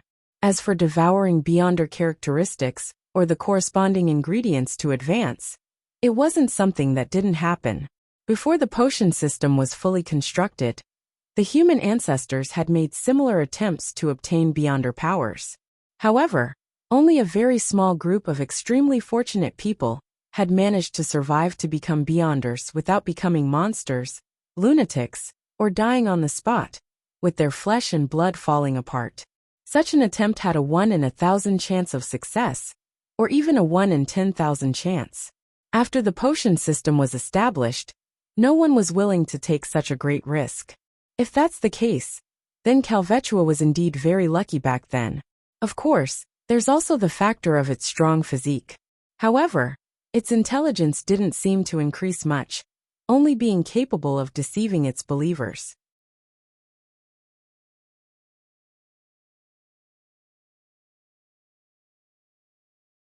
Chapter 544. Expert Klein had just sorted out his thoughts when Elan caught up with the two and said with a smile, "We've found the target. The investigation is over. I'll bring you back to the hotel first, and I'll bring the remuneration in 2 days. Also, it's best if you don't go out today." Klein maintained Gehrman Sparrow's character by only nodding slightly, without giving any verbal response. On the way back to the Wind of Azure Inn, Danitz clearly had some doubts or wistful thoughts on his mind. But due to the presence of Eland, who was part of the military, he could only change the subject and discuss with great interest about which pirates would end up being caught in the city's thorough sweep today. To him, they weren't friends as long as those guys didn't belong to the Golden Dream. They weren't worth sympathizing with. After entering the hotel room and watching Eland leave, he closed the door and said while clicking his tongue, "The Book of Calamity. Ancient Elven Ruins. This really is an interesting matter, but how did the elves end up like devils? Just by casually taking their book, a casual flip through it had caused that woman to go insane and lose control. What kind of image do you have of elves? Living in the mountains and seas, specializing in cooking, creatures who enjoy nature? According to Little Sun, the 8 ancient gods before the cataclysm were all very tyrannical, very cruel and very evil. Among them was the elf king Sinaithrim, and the elves who believed in him and viewed him as their king couldn't have been any better. One can make a comparison with the members of the Aurora Order. The Beyonder races left behind by the Dark Epoch basically can't be associated with the good alignment that normal people have in mind. Klein replied in his mind. Of course, he didn't rule out the possibility that after the ancient gods' fall, the dragons, giants, elves, sanguine, and other living creatures would gradually extricate themselves from the negative effects and become more normal. However, this was only limited to the middle and lower levels, and it didn't include the demigod powerhouses. And the high elf that left behind the Book of Calamity was clearly the latter. With a thought, Klein suddenly realized something. Danitz understands Elvish. He recognized the title of the ancient goatskin book as the Book of Calamity. Vice Admiral Iceberg has actually taught her crew to such an extent. Not only does it include ancient Fasak, but she has also taught them Elvish, which can stir up the powers of nature. Perhaps Jotun and ancient Hermes are all part of the curriculum on the Golden Dream. They really are a bunch of pirates with knowledge and dreams. However, ma'am Captain, aren't you being a little overboard on certain subjects? Danitz is lacking in so many other aspects. That's right. The most important thing for a pirate whose main job is to be a treasure hunter has to be mastering the ancient languages. Klein ignored Danitz's comments and looked out the window. The sky remained gloomy, as if a heavy rain would fall at any time. It made one involuntarily feel suppressed. Klein nodded slightly, feeling slightly relaxed as he thought. Letitia has been found. Being aware of the ancient elven ruin on Simime Island, the Church of Storms and the kingdom's military will likely use its connection to the place where Calvetua is hiding to find the sea god that is becoming progressively crazier. Or they might use the ruin to speed up its collapse. That way, apart from the most fervent and pious sea god believers dying, the rest basically won't suffer any harm. Klein had originally thought of using the spirit world to locate sea god Calvetua's hiding spot after it died, before the official Beyonders did. He could then infiltrate it, taking the treasure with him. But even before the plan had begun, the appearance of the Book of Calamity pushed his plan to the verge of failure. Phew, it's fine. It only existed in my imagination, and it never belonged to me. It's fine if I don't get it. I don't even know what I'll get. Letting this matter get resolved this way is for the best. Klein withdrew his gaze from the weather, his mood calm and relaxed. He just inevitably felt a slight sense of loss. That day, he and Danitz followed Elan's advice and didn't head out again. They only remained in the inn. In Byam City, there would be the sound of gunfire and explosions from time to time. This continued until the sky turned dark. The next morning, Klein got up on time and found that there were layers of clouds in the sky, and the sky remained dark. This meant that the confrontation between the Church of Storms Cardinal, high-ranking deacon of the mandated Punishers, John Cotman, and sea god Calvetua was still ongoing. Klein felt pain in his stomach and prepared to head to the washroom with the newspapers. However, he gave up on that idea when he saw Danitz leisurely reading a newspaper while lying in a reclining chair, munching on a piece of white bread in his mouth. Reading the newspaper while on a toilet doesn't match Gehrman Sparrow's persona. Although it would be boring, I mustn't slack off on acting. Sigh. I've once again found a difference in the behavior between my true self and my disguised identity. Klein summed it up in silence and went into the washroom. He took off his pants and sat down on the toilet, staring almost in a daze at the pale white wall in front of him, as if he could read words from it. At this moment, his spiritual perception was triggered. He hurriedly tapped his molars and activated his spirit vision. Two thick, long white bones appeared in front of him. They were the messenger's legs. The messenger stood there, its head passing through the ceiling, but its black flames in its eye sockets could still be seen.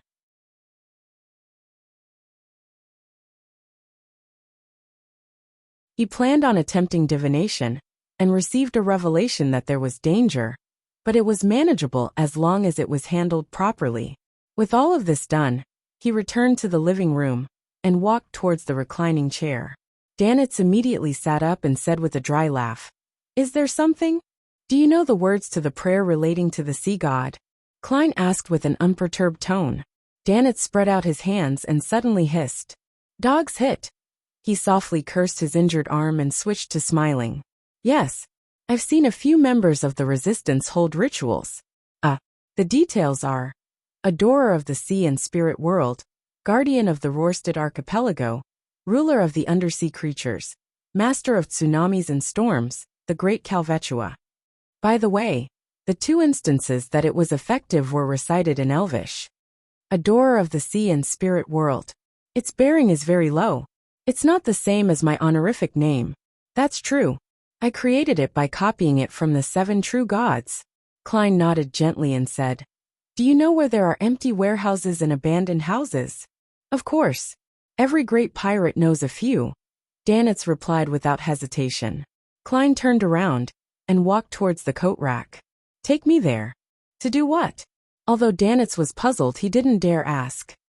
In the dock area, in a dirty and dilapidated warehouse, Danitz watched Gehrman Sparrow take out 3 candles and several metal bottles. Unable to hold back his curiosity any longer, he asked, What are you planning on doing? Klein didn't look back and replied very calmly, Sacrifice. To whom? Danitz pressed with interest. Klein set up the altar, took out an iron cigar case and calmly said, Calvetua. His plan was to give something directly to sea god Calvetua. As long as Calvetua accepted it, he could use divination and other methods to find its hiding place. As for whether or not Calvetua would accept it, he had certainly considered it, believing that it was a definite possibility. As Calvetua was currently on the verge of death, it was in a state of extreme madness, with little sense of reason. It acted on instinct alone, and it might have a strong desire for the aura of the gray fog. Therefore, Klein was prepared to sacrifice an iron cigar case that was often placed above the gray fog. He wanted to see if Calvetua would accept it or not, and if he didn't, he wouldn't suffer any losses. He could then pretend as though nothing had happened. Sacrifice to sea god Calvetua? At that moment Danitz found his brain lacking. He couldn't comprehend what was on Gehrman Sparrow's mind. Are you crazy? How could it accept your sacrifice? Even if it's accepted, what would be the point? It's dying, and it's very dangerous. Danitz blurted out. Immediately, he added inwardly, No, Gehrman Sparrow isn't crazy, because he has always been crazy. Klein glanced at him and simply said, In this domain, I'm an expert. When it comes to sacrificial rituals, I'm an expert. Klein wasn't modest about this.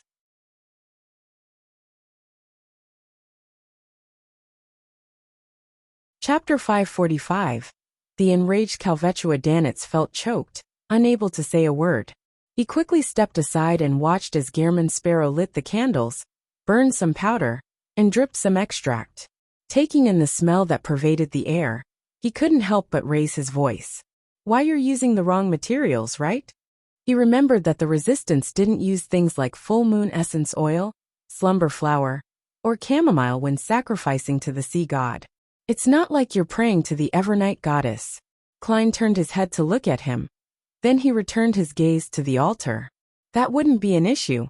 As a professional who often offered and received sacrifices, he was very aware that the burning of extracts, essential oils, and herbal powder mainly had 2 uses.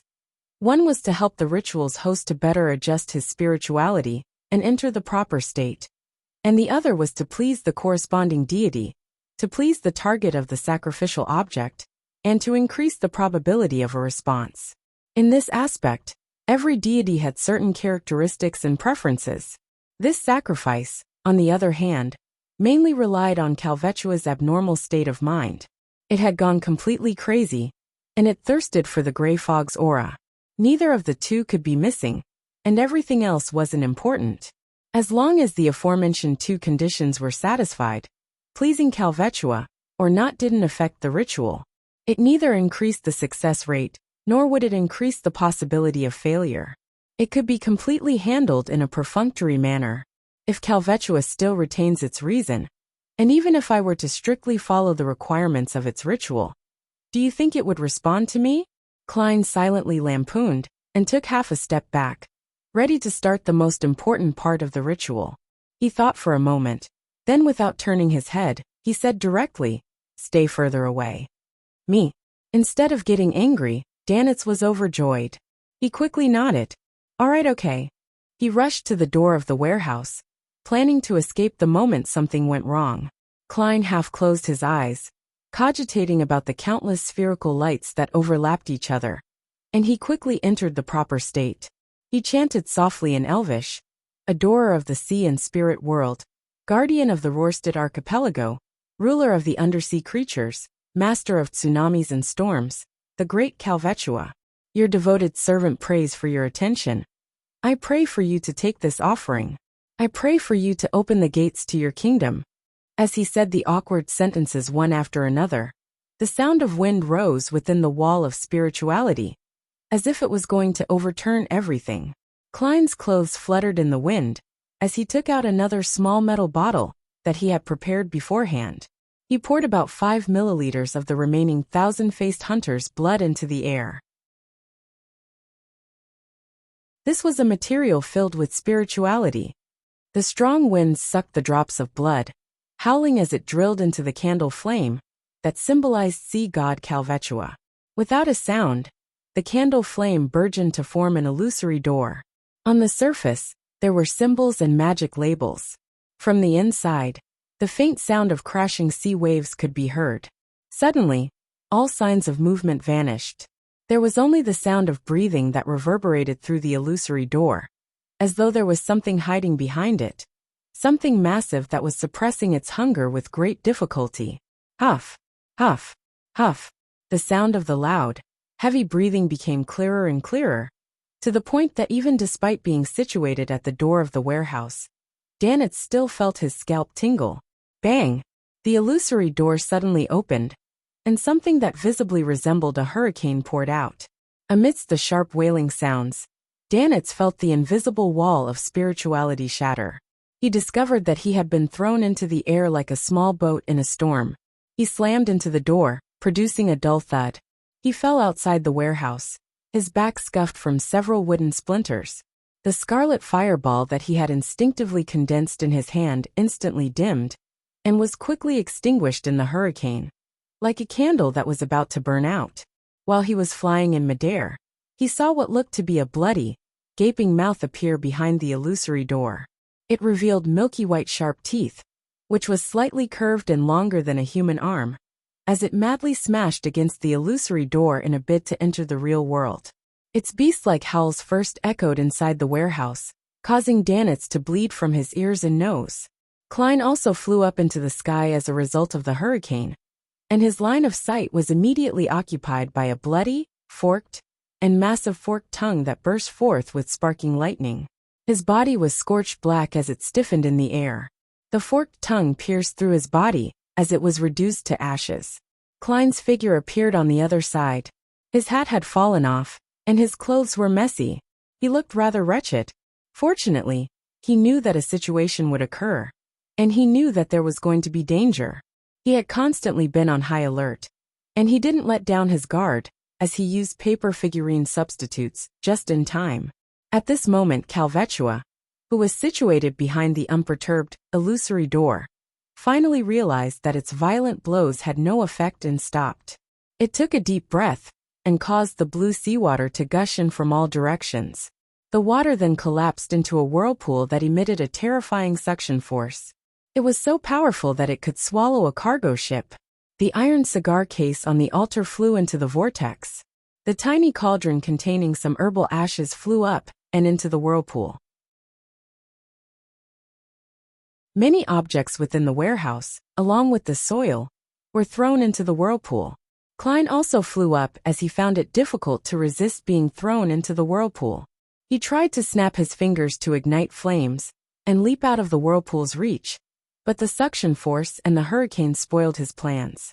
His figure suddenly became thinner, turning into a paper figurine. As the paper figurine fell into the whirlpool, Klein, who had emerged from another position, once again soared into the air, unable to extricate himself from the terrifying suction force. At this critical moment, he no longer hesitated. He made the black glove he wore on his left palm turn pale, as it was tinged with a slightly dark green color. He activated Creeping Hunger, and he directly used Steel Mavadi's soul.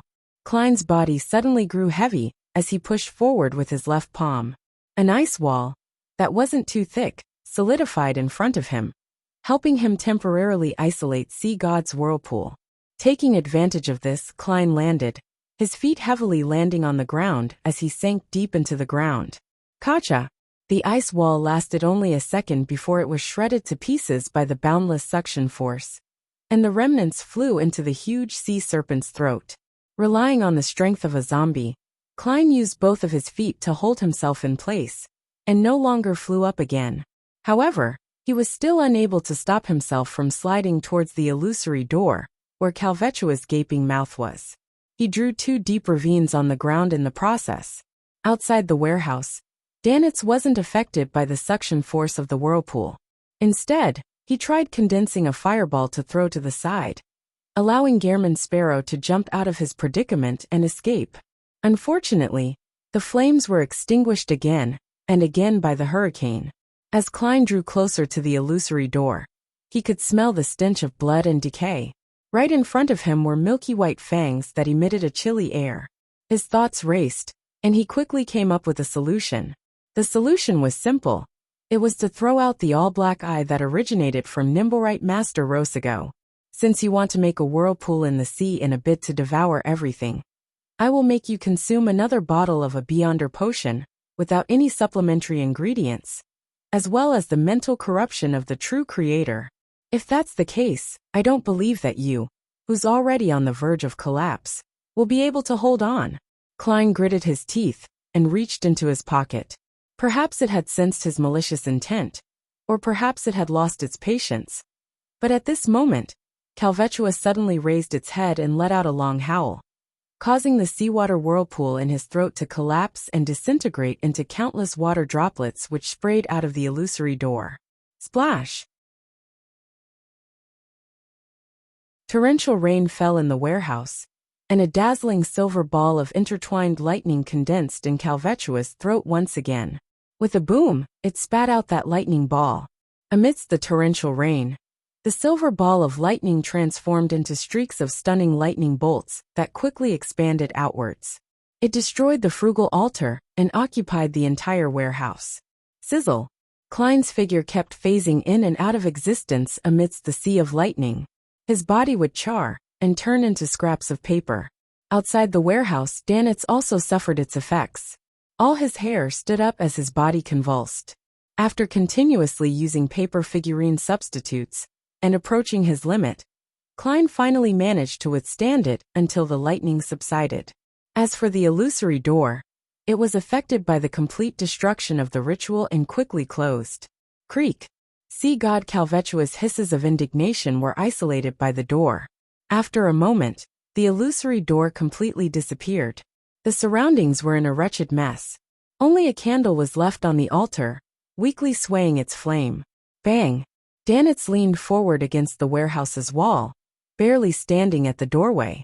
He tried to speak, but he couldn't stop convulsing. He could only express his grievance with his eyes. Gehrman Sparrow is really a madman. I can still remember the horror I experienced in Bansi Harbor, and I still have nightmares about it. Previously, when he was picking out items offered by the resistance, he attracted the curse of the sea god. I was so frightened that I almost ran away while on our journey back. This time, he even did some sacrificial ritual and nearly summoned Calvetua over. It was really extremely dangerous just now. Why does he love to take risks so much and enjoy causing major trouble? Time after time, he searches for thrills while on the brink of death. Is this a manifestation of his craziness, or is there another reason? Sea god Calvetua is still very strong, even though it's on the brink of death, and there's the door of sacrifice in between us. It was still able to release a portion of its strength that could easily finish me off. As expected of a demigod that can fight against a sea king, Klein pulled his feet out of the ground and saw that his boots were in tatters. At the same time, he found that, regardless of it being due to luck or an inevitability, Calvetua had accepted his sacrifice, in all sense of the word. This was because the huge sea serpent had swallowed the iron cigar case, which had been tainted with the gray fog's aura and many other things, while producing the whirlpool. In other words, I can try to locate its hiding place in the spirit world, but I'll have to wait for its death so that it can't interfere and resist my divination. This search would require me to enter the spirit world, And I can't keep using the gray fog forever. Klein quietly let out a breath. He felt the glove on his left hand become filled with an indescribable madness and hunger. It seemed like it was going to devour the wearer if it wasn't fed. There are no sinners around. Klein turned his head to look at Danitz, who was standing by the door. Danitz's mind suddenly tightened. He felt as if he was being targeted by a monster and was about to become food for the other party. The hunger he felt at a spiritual level had made him tremble slightly. He yearned to immediately turn around and flee. Then he heard Gehrman Sparrow's indifferent voice. "Close the door from the outside." "All right." Resisting the residual pain from the electric shock, Danitz moved the door which had been sent flying open, barely closing the hold. Klein seized the moment to carry out a sacrificial ritual. He prayed to himself and responded to himself by throwing creeping hunger that was about to lose control above the fog. The mystical item that had frightened Danitz, so much so that he didn't dare to resist, immediately became docile, gentle, and tame.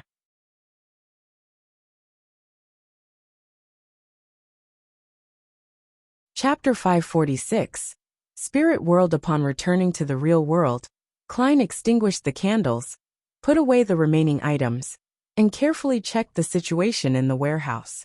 Luckily for him, the whirlpool of seawater created by Calvetua had completely wiped the area clean, leaving only the subsequent sprays of rain, the blackened patches from the lightning strikes, and sparse piles of ash, as well as the ravines produced by Klein's 2 feet. The traces are easy to deal with. I can get Danitz to use his fireball to wash the place later, disguising it as an internal strife between pirates. Klein nodded indiscernibly and pulled out one of the few remaining paper figurines. He shook his forearm and flicked his wrist. The paper figurine flew out and burned on its own before turning into black ash. After doing all of this, Klein walked towards the door, frowning as he walked. The soles of his boots were gone, and the rest of his clothes were tattered and torn, wet or charred. This was unavoidable under those circumstances, as it wasn't something a paper figurine could withstand. The tearing was a result of the potent suction from the whirlpool. The moist sensation came from Calvetua's torrential rain, and the charred black marks were a result of being struck by bolts of lightning in the interval when Klein was using his paper figurine substitutes. Even now, despite having calmed down, his right forearm still spasmed a few times due to the electric shock. "It cost me £8.6 solely. I have to get a new set of clothes. I had divined danger and had made preparations. But I didn't expect Calvetua to be more powerful and crazier than I had expected. I hope that I'll gain something later." Klein silently shook his head. He restrained his expression and endured the pain before coming to the door and knocking 3 times. Danitz, who was constantly uneasy, hesitated for 2 seconds before he opened the door. Discovering that Gehrman Sparrow had returned to his cold and reserved state, with him no longer emitting a hunger and madness that struck terror to his spirituality, Danitz let out a sigh of relief. He took a glance inside and asked, "Is it over?" "No." Klein curled the corners of his lips and revealed a gentle smile. "Not yet." Danitz jumped in fright. What else needs to be done?" Klein maintained his smile that concealed madness. "A cleanup is still necessary. That's basic courtesy." "A cleanup?" Danitz was stunned. Raising his right hand, he pointed at himself and said, "Me?" The corners of Klein's mouth widened. "Or shall I do the honors? Then I would be eaten by creeping hunger." Danitz let out a hollow laugh. "How should I clean this place?" "Use a fireball," Klein answered simply. As a part-time pirate, it didn't take much effort for Danitz to understand Gehrman Sparrow's intentions. He walked past him and headed for the interior of the warehouse. During this process, he had a few questions in his mind, which were quite puzzling. Captain said that creeping hunger needs to devour a living person every day, but Gehrman Sparrow can only satisfy it after a battle. He usually doesn't bother with it. Besides, in that battle just now, Gehrman Sparrow had used Steel Mavati's ice powers. He didn't feed it after. Strange. What secret lies behind this? A seal of a certain level? Or can it be that the organization behind him is capable of sealing creeping hunger? As Danitz cleaned the warehouse, Klein stood outside, looking up at the overhanging dark clouds, looking forward to what would happen next. I've already sent the iron cigar case that's tainted with the gray fog's aura over, so all I need to do is wait for Calvetua, a fake sea god, to collapse and die. I hope the Beyonders of the Church of Storms and the kingdom's military won't have the time to find it in time, or leave behind some items of certain value that they think little of. Klein slowly took in a deep breath, listening to the dull bombardment sounds coming from behind him.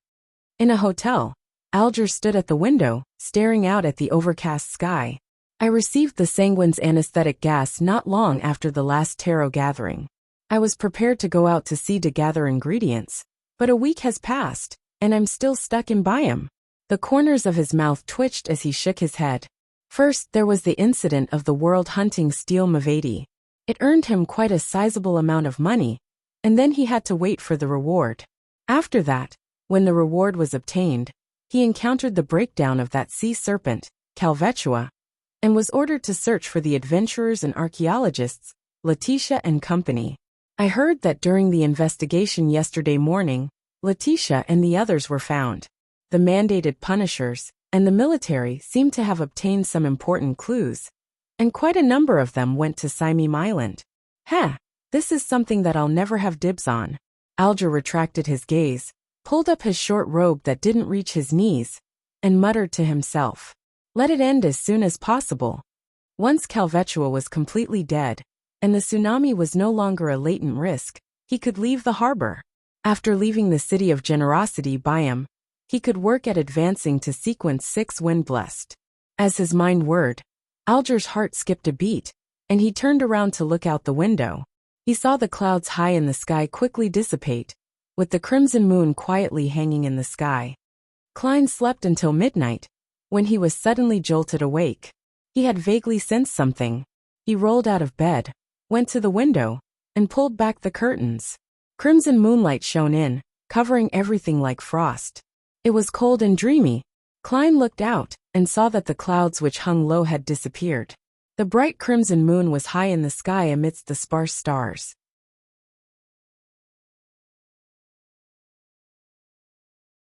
With the help of the expanding candle flame, he arrived in the real world. Without being careless, Klein's first reaction was to check the state of creeping hunger.